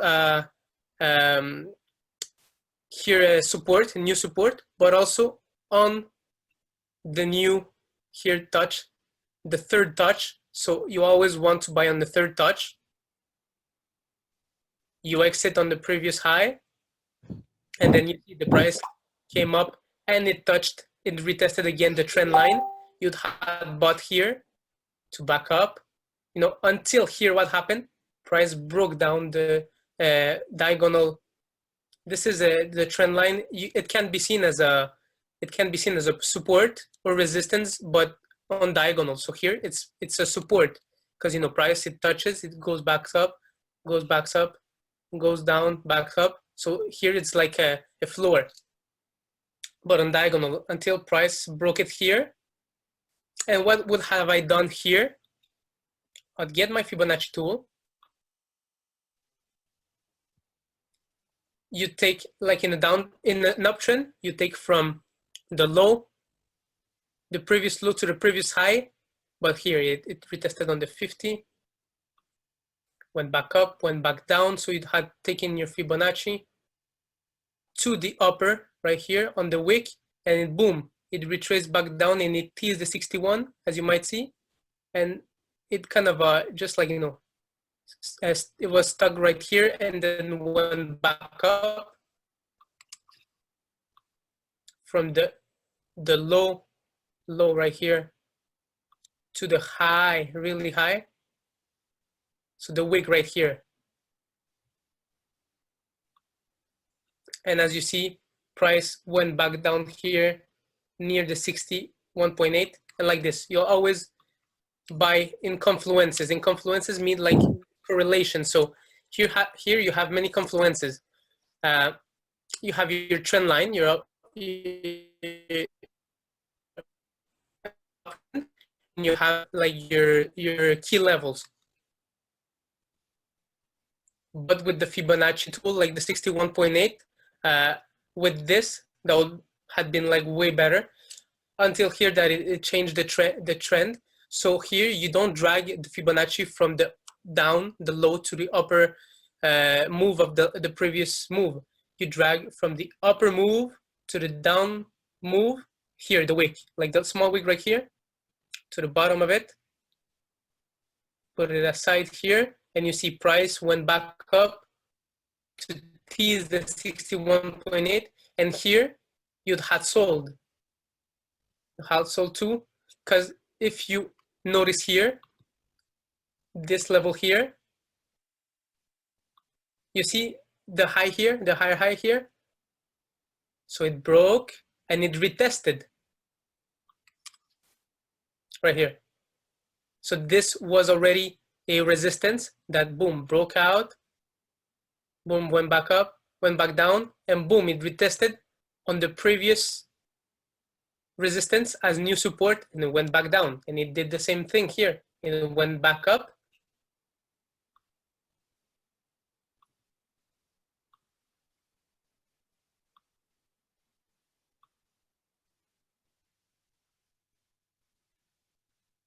So here, it bounced a bit above, then it went back down, and then it broke this support and it retested on it. You had sold here, boom, back down in confluence with the Fibonacci level. So right here from the top, the last move, to the bottom of the move here. And see, it's not always perfect, but it's likely always kind of going to happen that, you know, price retraces near by the 61.8. So, you know, here it was like, you know, almost close of it, but it didn't do it. So don't stick to the Fibonacci level as a self-fulfilling prophecy, right? And it works also with, ranges. So let me get,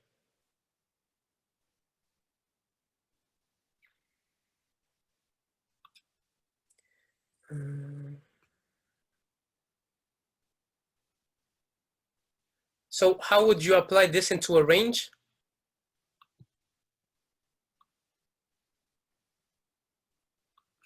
This is these examples when the market was kind of trending.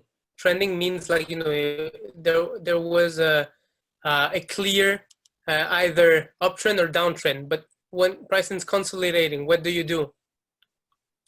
So let's say price is just like, you know, just doing whatever it wants to.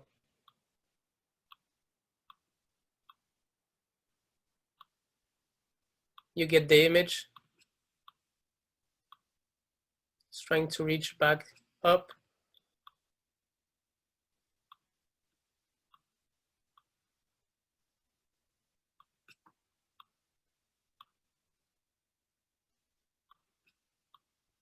Here it's changed. It touched the ceiling, the resistance, so it went back down. Here, and let's say the move was closed by here, and boom, it touched the floor right here. How would you trade this? I would advise you not to trade right away when it touches the support of the support of the range, because price, you don't know, might break and it'll hit your stop loss. First, what do? You wait for the trend to establish itself. If it's going back up, you let it establish itself. How do you let it establish yourself? You notice Is it going to break? No, it didn't break. Oh, it started doing a high. You wait for the high to end, then for the impulse, then for a new high, then for the impulse, and how you do that? To enter here, to know how to enter, you drag your Fibonacci from down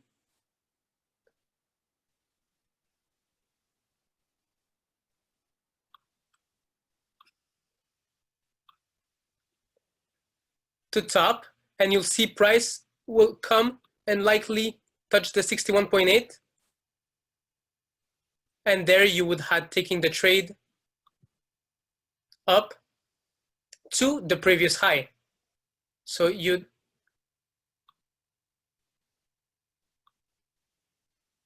aim here on the previous high, and boom. And where do you put your stop loss? That's what I'm going to teach you next. So the stop loss, you'll always want to put your stop loss either below the 68.6. It's just like, you know, a good proportion, either below this 88.6, or in this case here, you know,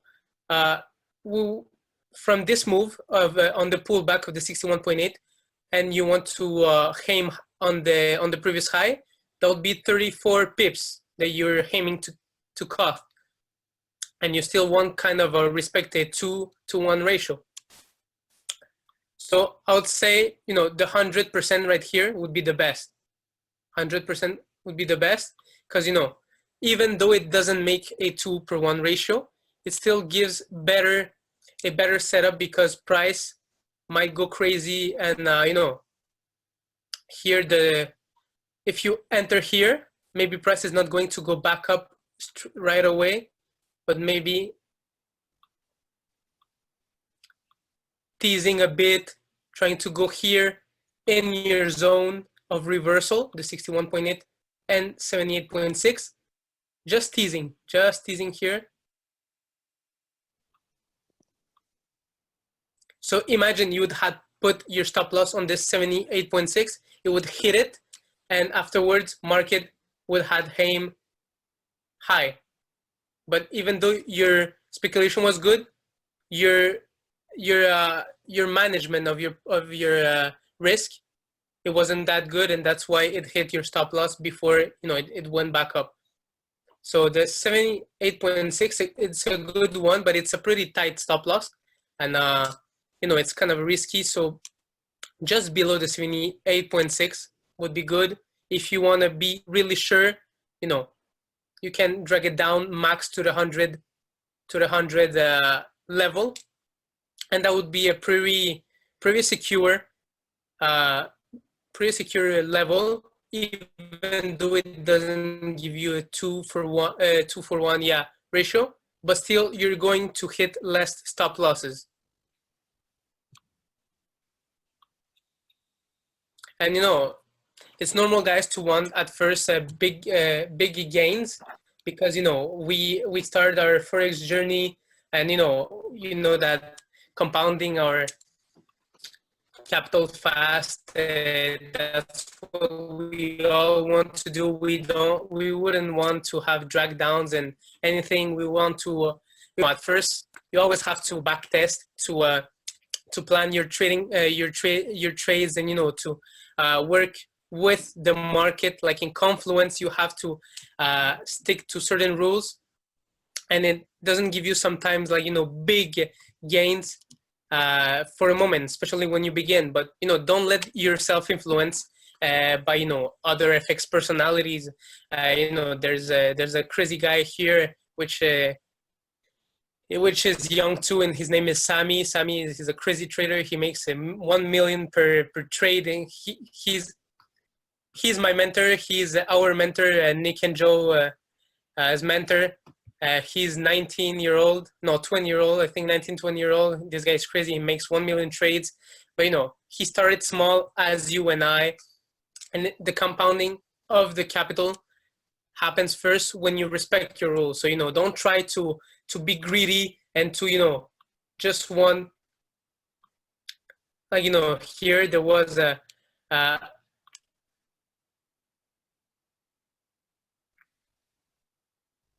like, you know, here you'd cuff, like, you know, the pullback. Don't try to aim, like, you know, 3, 4 times, 6 times above, like, your target. Always respect that, you know, when you're in an uptrend and, you know, you've planned your fib tool here, so from bottom to top, and as you see here, price 0.6 and went back up. Your first target should always be your 0%, so your previous high, or in a downtrend, your previous low. Don't try to be greedy and to put your stop loss, I don't know, 10, no, not even, like, you know, 5, 6, 7 times more. 3 times, it's still a good, like, you know, 3 to 1, it's still a good win to lose ratio.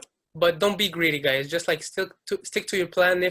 If your analysis makes you a ratio of 2 to 1, 2 to 3, it's good. All right. These are the proportions that we use a golden option, and eventually, if you stick to them, you're going to compound your capital and going to risk more eventually, and maybe probably make 10Ks, 100Ks, 1 million trades. But the Forex journey is a difficult one, and you know,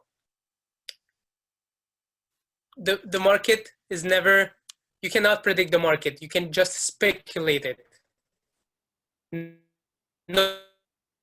Nobody predicts anything. You can just foresight, like trying to see where it's going to aim, but nothing is sure. So don't let yourself influence by big personalities, like less on Instagram, all these people claiming to do big trades and everything, you know, tight stop losses, big TPs. They all started, like the successful ones, which are a few, they started as little as you, as little as I, but they've been persistent. That's the key. And don't forget that everybody has losses, even the big ones. Sami has losses. I don't know if you guys know Sean Lee. Sean Lee is also a great trader. Everybody has losses. Nick has losses. I have losses. Joe has losses. Everybody. But most of big personalities like Sean Lee, Sebastien Dubois of FX Cartel, a lot of, you know, big guys, the few but big guys, most of them don't even show their losses too, like, you know, but they're good. They're another level. But everybody on Instagram will always show you the blue signs, like the imp profits, the wow tight stop losses, big TPs, and you know. But that's, you don't have to get into your mind. Just stick to your plan, stick to your things, and with a great risk management, it's like knowing where to enter a trade, where to exit it, having a great risk management with the basic technique. As I told you, the basic technique, just like, you know, trading on support and resistance. So here, up, back down, right here. In an uptrend, it goes back up, it goes back down to the previous, see here, the previous high. With the simple strategy that we still use at golden option, with in confluence with Fibonacci, with everything, you can be a successful trader. But it all depends on of you, of your risk management too.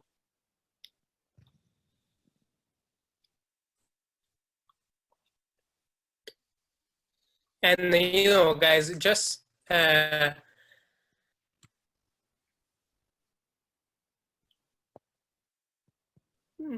sorry, I had to check something here.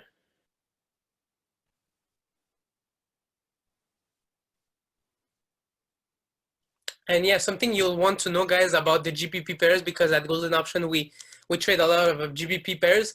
It's the GBP pairs, I don't know why, it's not a self-fulfilling prophecy either, but it's something that happens quite often. It's that when it has it reaches supports or resistance, it kind of attains round numbers. So you see here, I just drew this because here you see there was an impulse, there was here a pullback of the market before going back up, and then we kind of, you know, just messed here and then went back up and back down to the previous level here.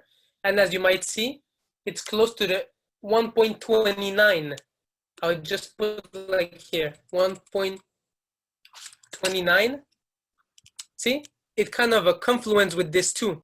The GBP pairs, they do this a lot, so you might as well take good notes of these, because I don't know, they're really like, you know, specific, and it's good for us. So same here. You see here, like, you know, price raised, it kind of, you know, went pulled back a bit, then broke, and went back down, and boom, it reacted as a resistance and went back down, and boom, it hit 2 times and went back down and went back up to then retest. As you might see, it's near the 1.3, almost like, you know, pile on it. Where was it?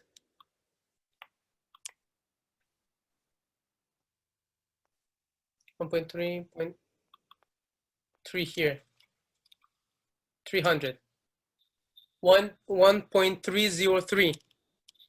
You see, like, you know, really on round numbers. So round numbers, you want to retain this because price tends to land on these ones really often.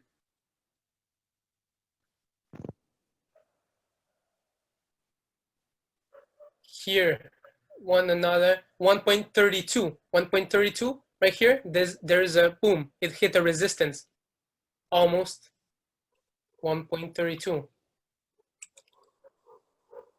So it's kind of crazy, you know, the market itself, like, you know, it kind of models, like, you know, it shows your way, where to go, like, you know, with, of course, like, you know, the trend lines that I've mentioned you. So, you know, you connect the bottom with this bottom, the second, and boom, the market kind of, see, it shows you the way. Boom, third retest, we had bought here. Boom, fourth retest, it tried a kind of a breakout, but it went back up. You would have bought here, kind of shows you the ways. And, you know, the support and resistance too. You had bought here because, you know, it pretty much touched like the resistance. Yeah, the previously broken resistance, which now became support. But also here, see, like it kind of went close to the trend line. If it would have been like this, boom, it would have touched, that would have been perfect, but there's no perfect models in life. And boom, back up. See, just like the price itself, the round numbers, especially on GBP, the key levels, this is a key level here. We see back here, it was a resistance, boom, back down. The wick here, it went back down. Here it tested a bit before breaking.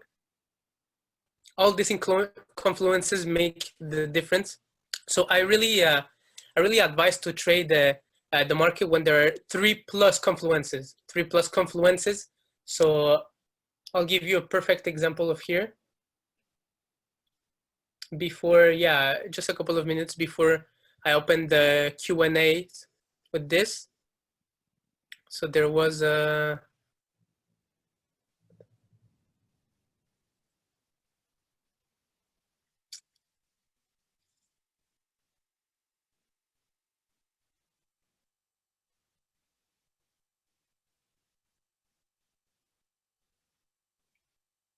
right here, you see, there's a beautiful uptrend.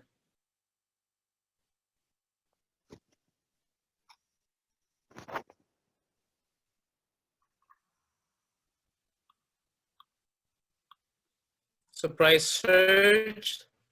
Yeah, kind of retested here, not here on the diagonal support, but still, you know, it retested, retraces, went back up to make a higher high here. Boom, it landed here, and so here we see that it's in an uptrend, okay? But also we start to see here, you know, price kind of went back down a good shot. So this is a counter trend line, like, you know, it like, you know, it went through the other one. It's a counter one. But you see something interesting here, guys. Here it went in an uptrend, and once it broke, it retested the diagonal trend line, which is as I told you, like a support, a type of support. So here it was a support that was broken, and it became to be retested as a resistance by price, and boom, yeah, here we had expected to go back down, but still it went a big back down and went back up to retest a second time here on the diagonal new resistance here. But you can see here something interesting. We have this zone right here.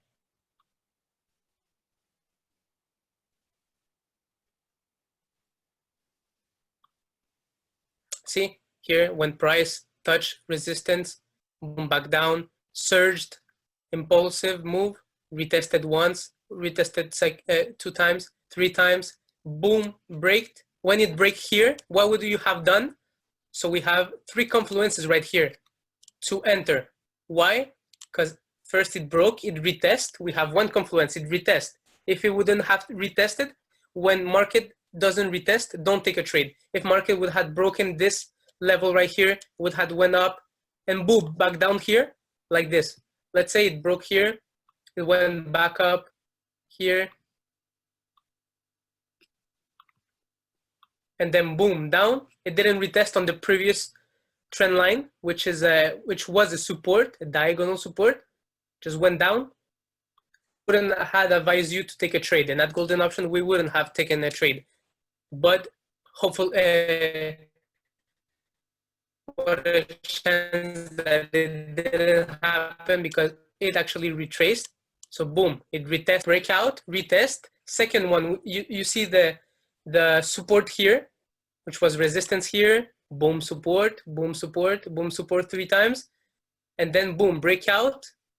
And this, in this same area that price came to pull back, it not only pulled back on the diagonal resistance on the trend line, but it touched here. As you see, don't forget that supports and resistance are not straight lines precisely, they're levels.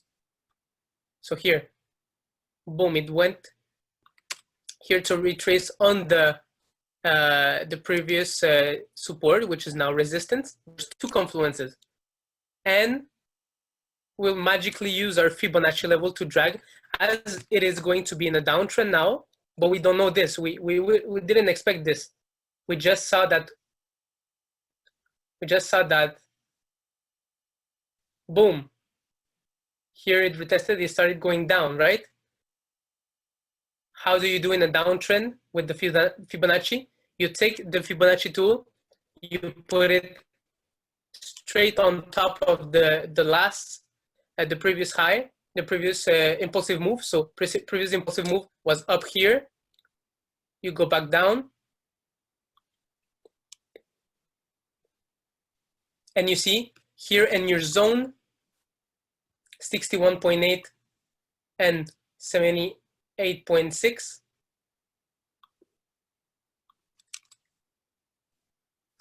Price came here, touch.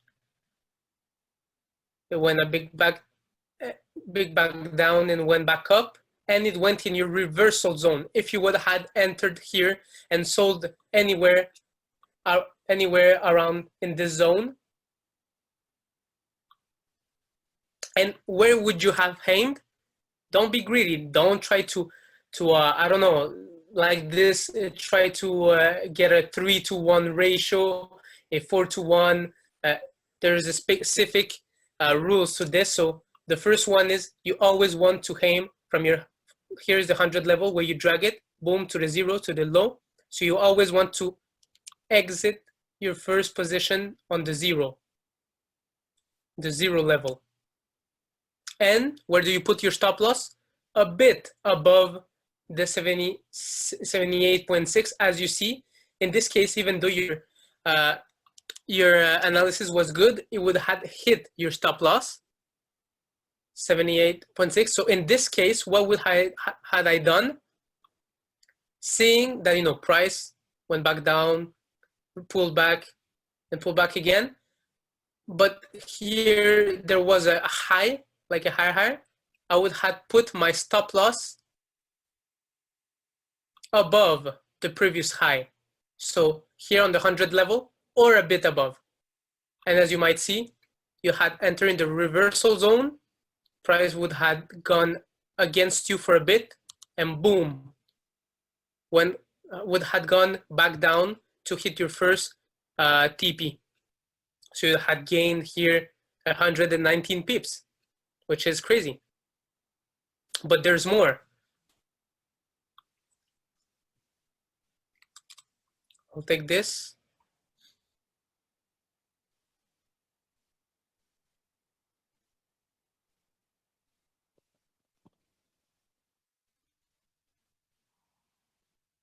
So wait.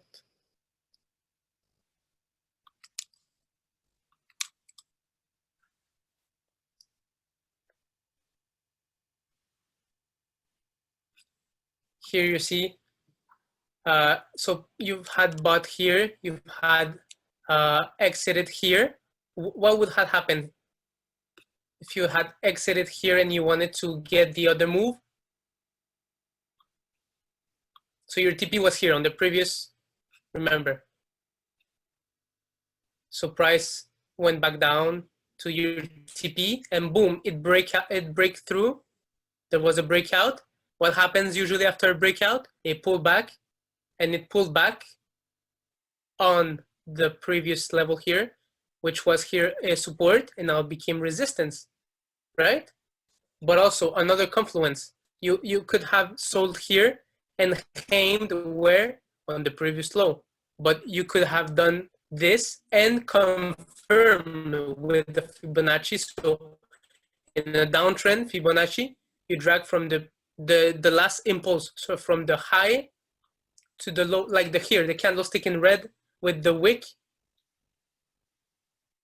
and boom, what happened with price? It magically this time arrived directly on the 61.8 level. Imagine you had spotted this. So here there was a support, it broke, resistance, one confluence, the Fibonacci rule. So the Fibonacci, you bring, you take it from the top of the last move to the bottom, and it landed here.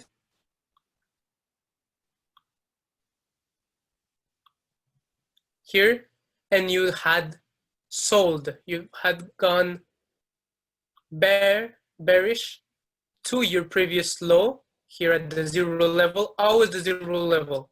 Don't be greedy, don't try to get the other levels. Yes, these ones you touch them with more experience, and with many positions too. If you enter like the market with just this position, you could have closed it here, or have two positions, one that closes here, one that closes to the next level.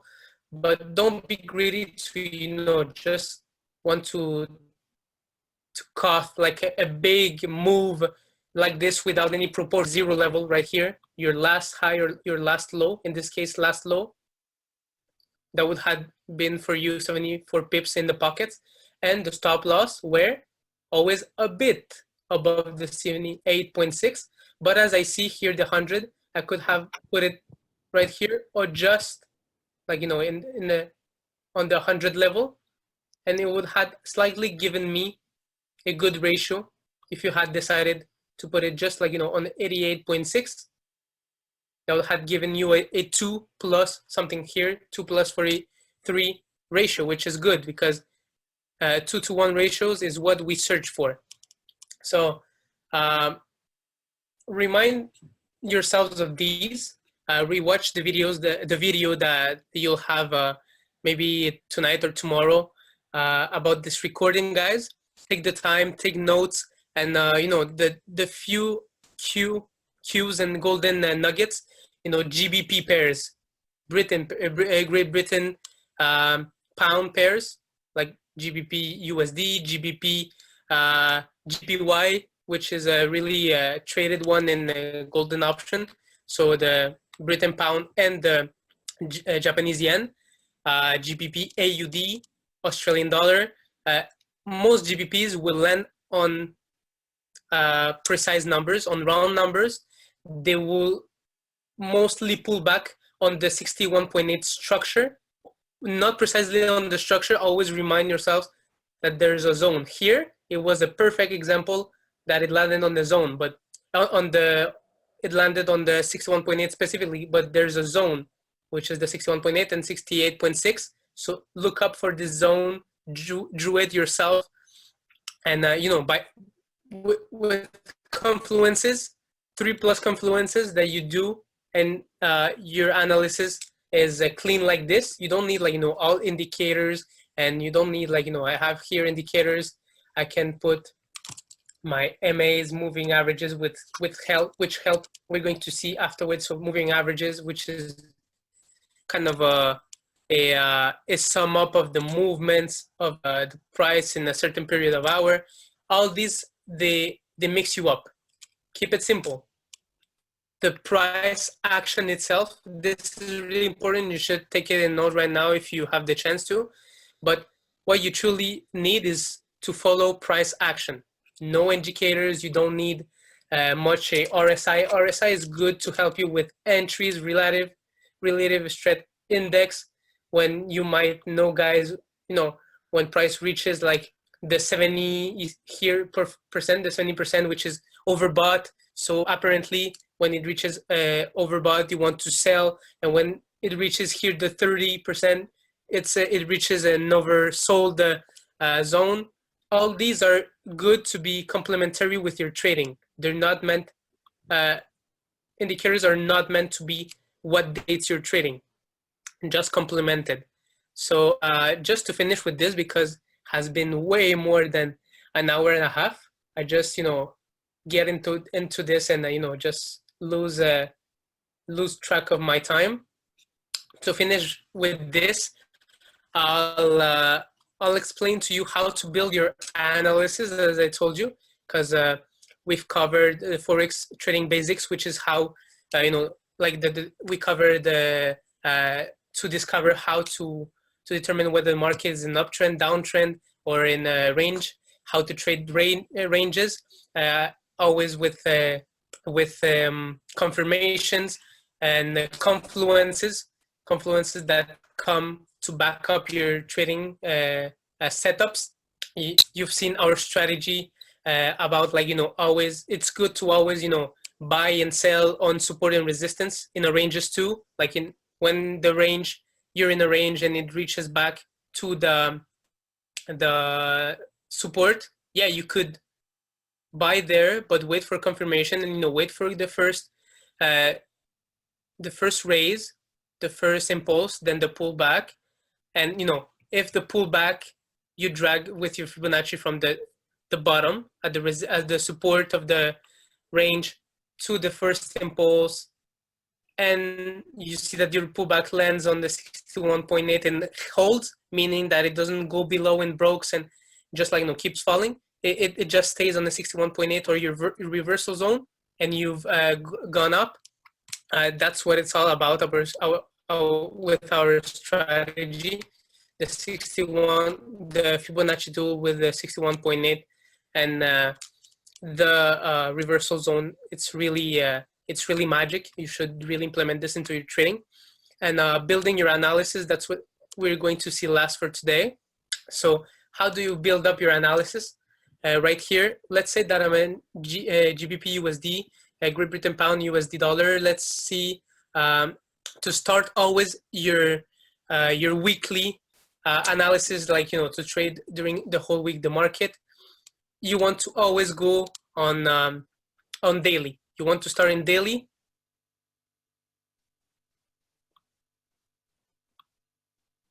And we implement support, resistance, Fibonacci's, and that's it, guys. You don't need much of a RSIs, MAs, moving averages, MACDs, Bollinger Bands, all this that are complementary and not fundamental. So I'd go here.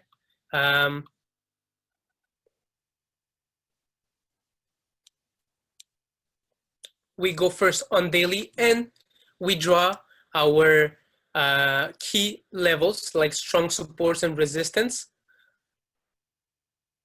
So I take here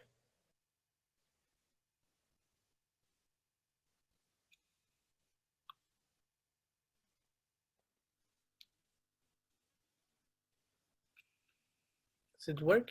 Yeah, okay.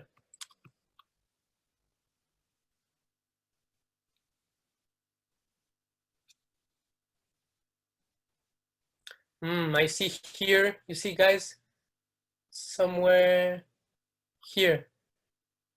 Like, you know, we're on September, November, we're on December now, but you know, you see that right here in the most present of time, like, you know, like about right now, price came to boom, bounce here on the support and went back up. But as you see in the past, you always look left. You see in the past, it acted, this support acted before as a resistance almost perfectly. And as you might see, what happens here? It lands almost at the 1.27 right here. And don't forget, it's a zone. Support and resistance are zones. Right here, you go on daily, you do this, your key levels. And how do you draw your key levels like this? There's always 2+ touches. So how do you draw support and resistance? There has to be 2 highs or 2 lows that connect. So this is a high, and this is a high right here. You see, like, you know, you determine like this when they're really small. Here there was a high. Here there's a high too. You see 2 highs right here. You see a high here that kind of matches here with a low. This was a low here, which acted as a, you know, broken resistance, new support. So 2+ touches, 1 touch, 2 touches. You draw a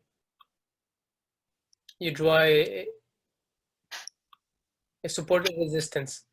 There's many right here. You can do this with 2 techniques.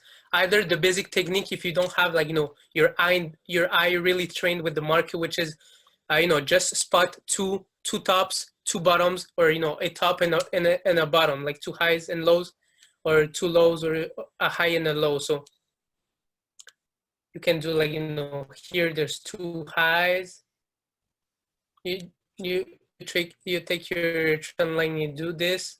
There's here a low and 2 highs here. Boom. See, 2 highs, 2 lows here, and it confluences here. Makes a beautiful. There are so many, like here. Kind of wanted to break down a bit.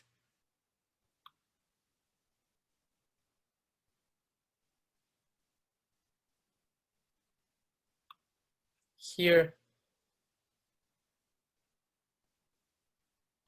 see, resistance, boom, went back up.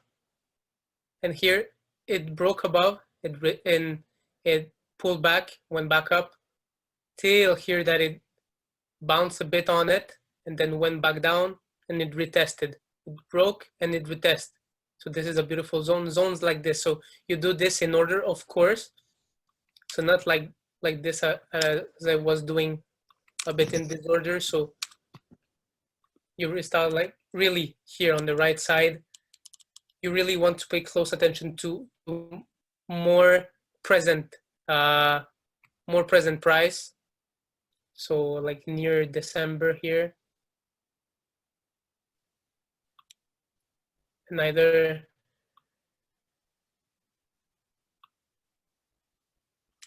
well, wasn't a good tool.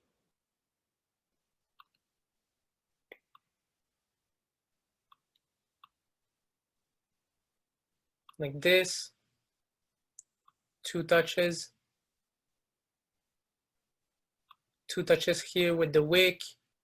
You can do this technique, or you can do, if your eye is already trained,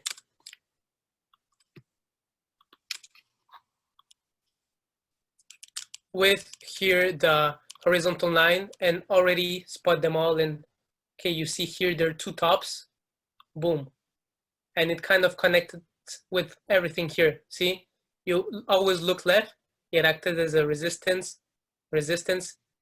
boom, here it bounced before, and you go a bit, don't go too further away, like just like, don't zoom out completely, zoom out like, I have a big display, but on your computer, don't zoom out completely, and just like, to see the overall image of it.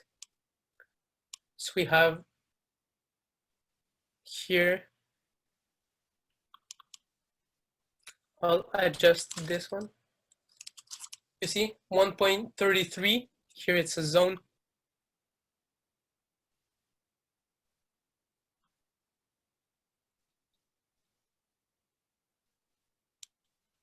One touch, two touches, three touches, 6, 7 almost here. This is a good zone.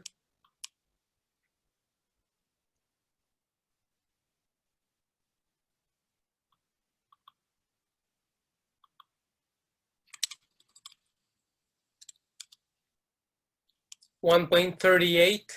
See, one touch, two touches, and it's a lot on round numbers. This is not perfect, of course, here in zones, because it went a big back down.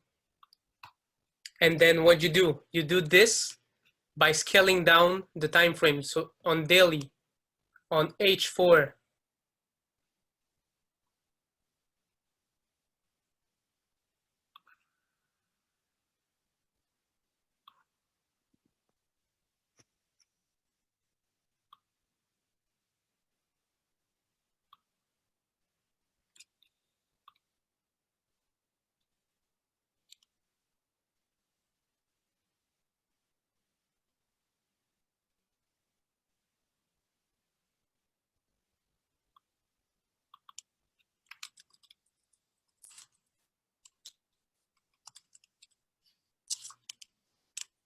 here. So one touch, two touches, right here, another touch. And something that I should have mentioned before, but when you do this with the market key levels, something you want to be aware of, when market, like, it's trending, it's going up or uptrend or downtrend.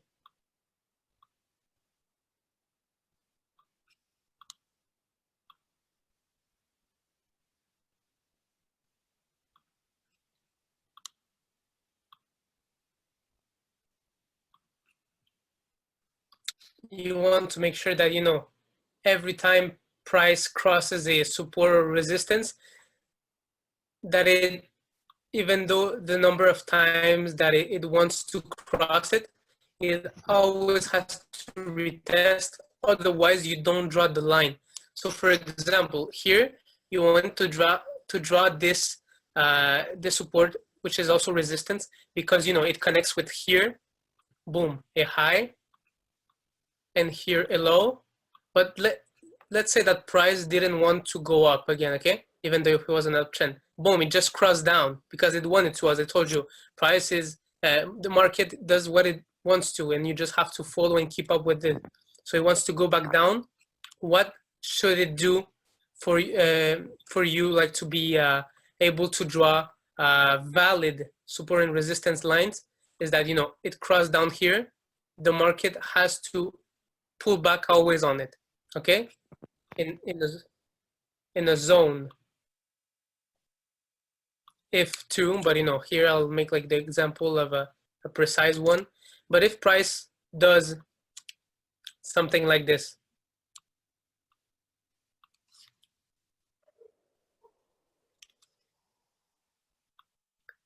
it crosses down,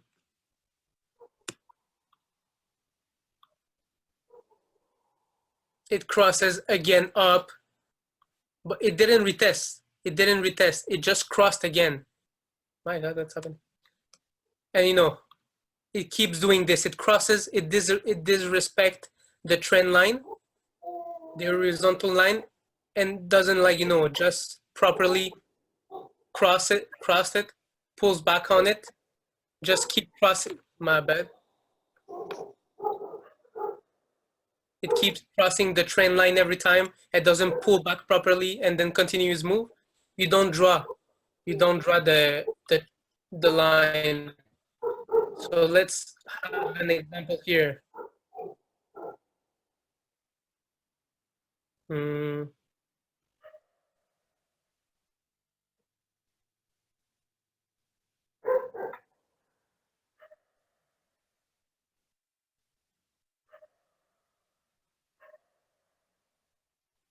Okay, let's say I wanted to use the technique of the small trend lines, and I wanted to I say here, oh, I have two tops, but here market went up and it didn't retrace back down to go back up maybe, or just retrace and go back up a bit. It just touched as a resistance, went back down, went back up, and just crossed it again. See?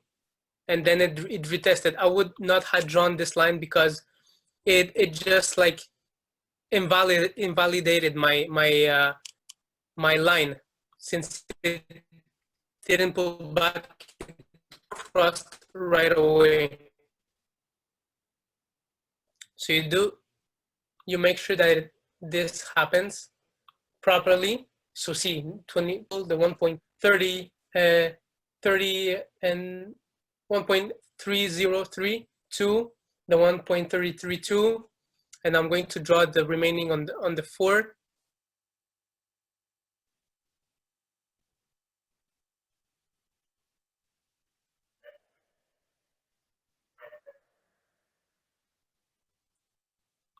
Here there's a beautiful one, 1.38.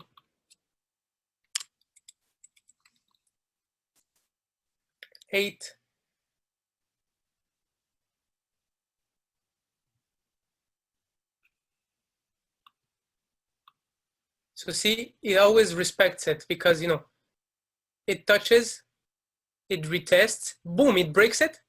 Oh no, here, see, this one I would have invalidated because it crossed upwards and it didn't want to pull back on it. So it just crossed up, crossed down. I would have not drawn this one.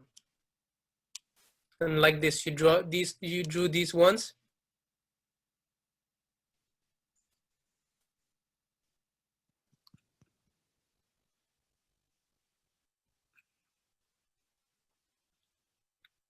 Let me get another one.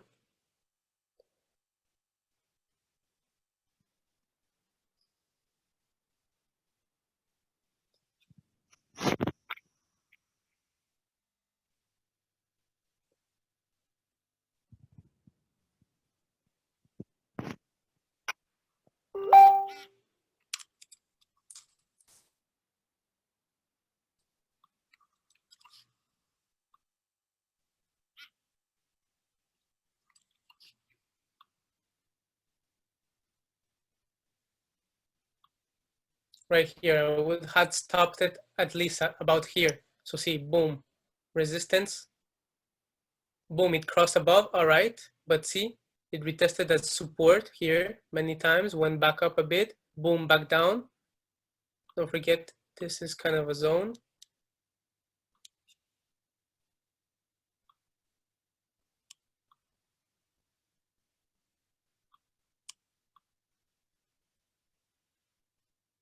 That can be large sometimes. So right here, stopped here, boom, went back down, retested right here on my zone, resistance zone, boom, went back down. And it's 1.383. So almost almost 1.318. See, there was 3 pips, like the 4th digit. By just a bit, it would have been 1.318, but almost here. Like this, you scale down to 1, to H1, and you keep doing this.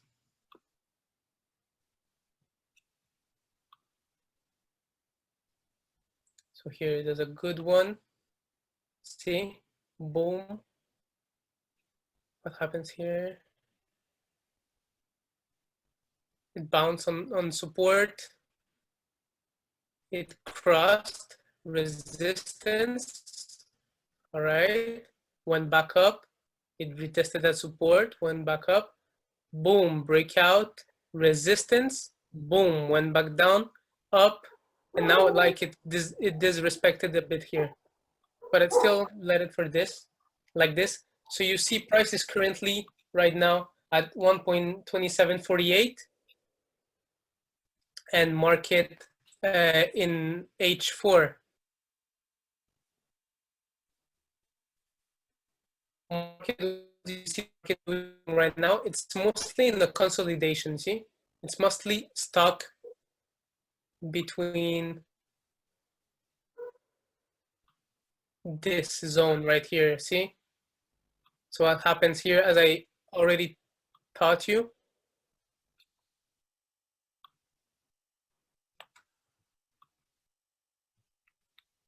the price touched here down, and I would say that since it touched here the support, and it's the third touch, see? One touch, two touch here, and third touch, it'll go back up, but I wouldn't go up till here right away, because it'll take a lot of time. It might happen, this whole move might happen the next week or not, but you know, this is a pretty big move. So what would I do?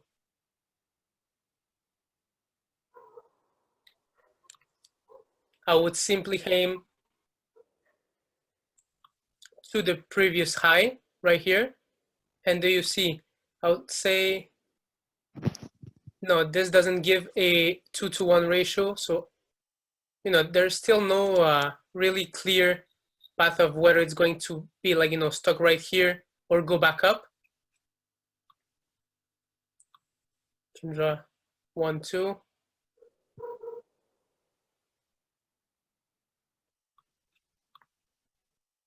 I would decide to go long on this pair if it crosses this trend line here, because see, it touched here once, it touched here twice, and if it touches a third time here, it might go down to just like, no, just plain here, or it might cross here. So wait for price to cross, to pull back with a 61.8 using the fib level. Like, you know, you remember the 61.8. Here, what happened? We have one, like, you know, from bottom to top here. You see that price came to the 61.8, the reversal zone right here.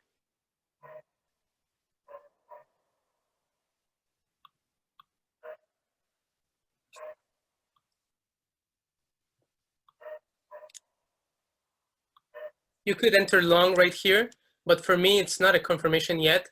I would, you know, just to maybe have this small hit and then go back down to hit my stop loss.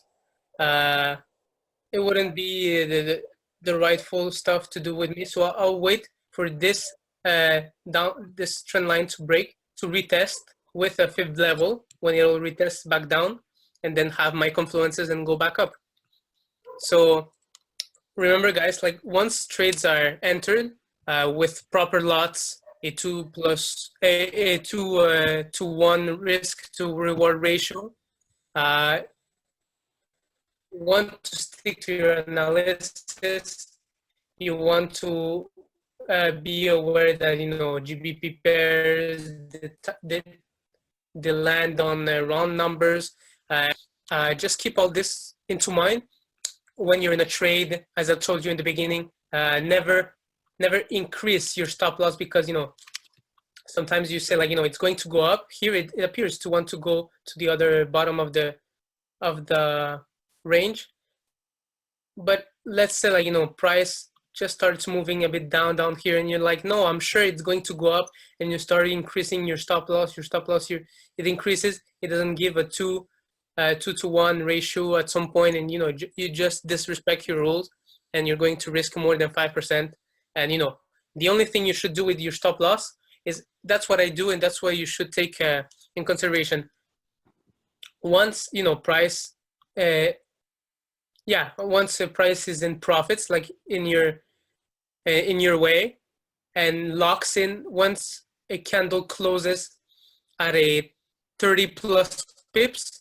So let's say you're on your way to your take profit, and it's already like 30 pips above.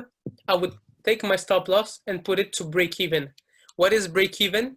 It's like you put it at the same position where you in your MT4, at the main position as where you open your trade. So you have a stop loss at where you entered the market.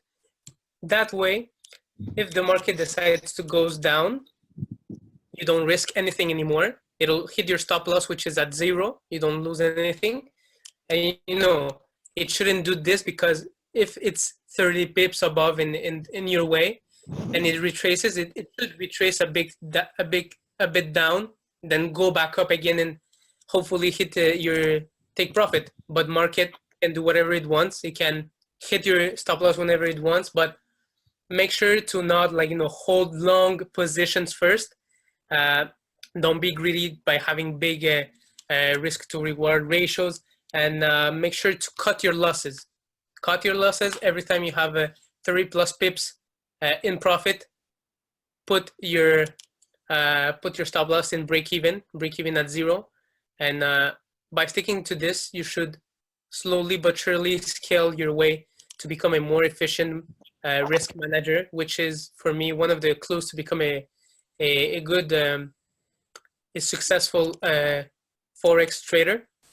And don't trade more than 5 pairs, guys, because there's no such thing as trying to trade all pairs, and you won't keep up with the analysis, with everything. And be selective, make confluences. Like here, where would I aim? To the previous top, which is here at my resistance level. See, they'll give me a really good 53, 54 pips. Confluences right here with my structure and with my previous high. And I just use specific margins as I showed you right here, and the stop loss below the 88.6. By sticking to these few rules, you should be all right, guys. There's no problem with this, and don't let your behavior get into your trading. So don't let it dictate you. I should increase my stop loss.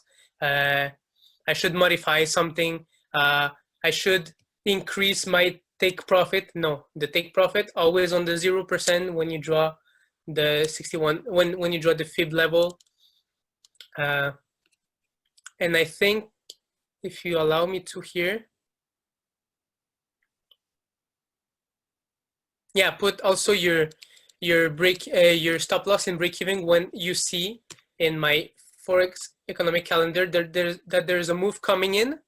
You want to put it in stop loss, your stop loss into break even, because market's going to go wild, and even though you have a good analysis, it might just go against you and hit it.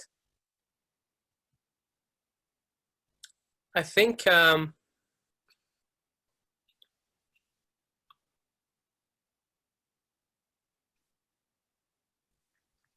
that's pretty much for today, guys. I know it's a lot of information, a bit a bit unusual here with a bigger display. Maybe you'll see like in your screen like a way bigger proportion of here the chart than you usually do. It's normal, and sometimes I've went fast and everything, but I haven't heard any I haven't heard anybody saying oh, I don't understand this. So I kind of took for granted that it was all right, but I think that's it for today, guys. There is a lot of material covered, but if you're unsure about something or anything, I will open the mics right now, and just boost me with questions if needed.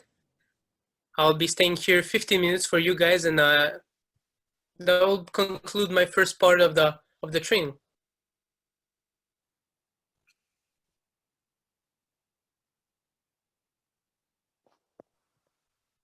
Awesome, bro. Nice job.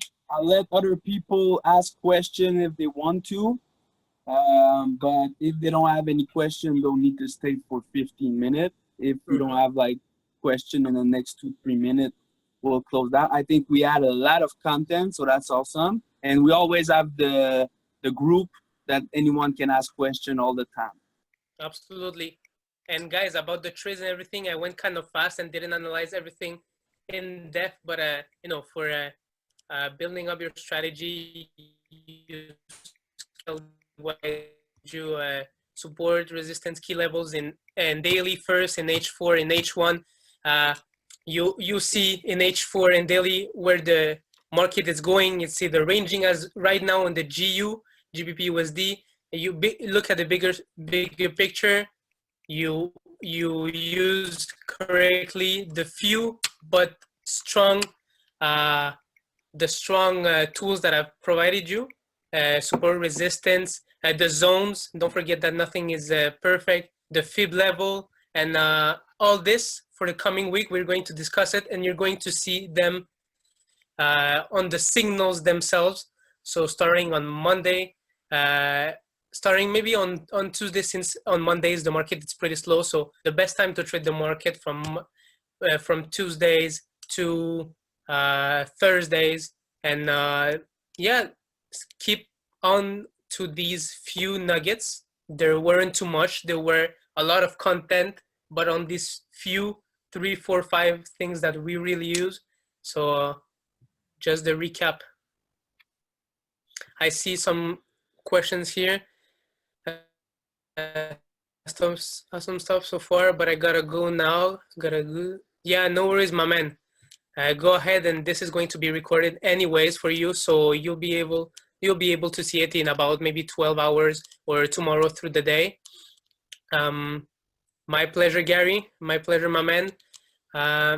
Yeah, we'll go to daily analysis. And why daily? Because if you try to draw your key levels on weekly, monthly, you know, it'll just take so much time to for price to reach these levels first that, you know, you're going to wait 1 week, 1 month for it. So, you know, starting on daily is a good proportion. Price moves kind of fast in between, like, you know, these ranges, and not aiming at, you know, 300 pips above and everything. Stick to these key levels.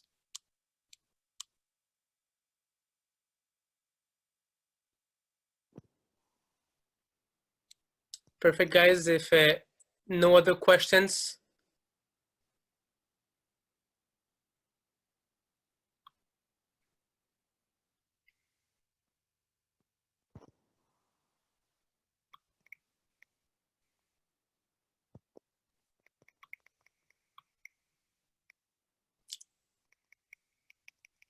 All right. So my man Gary, you're free to go. Have a good week. We'll be sorry. Okay, yeah, we'll be getting in touch with the group and the Forex signals coming in next week. And any questions, just type it in the group, my man. Perfect. I'll see you next time, my man.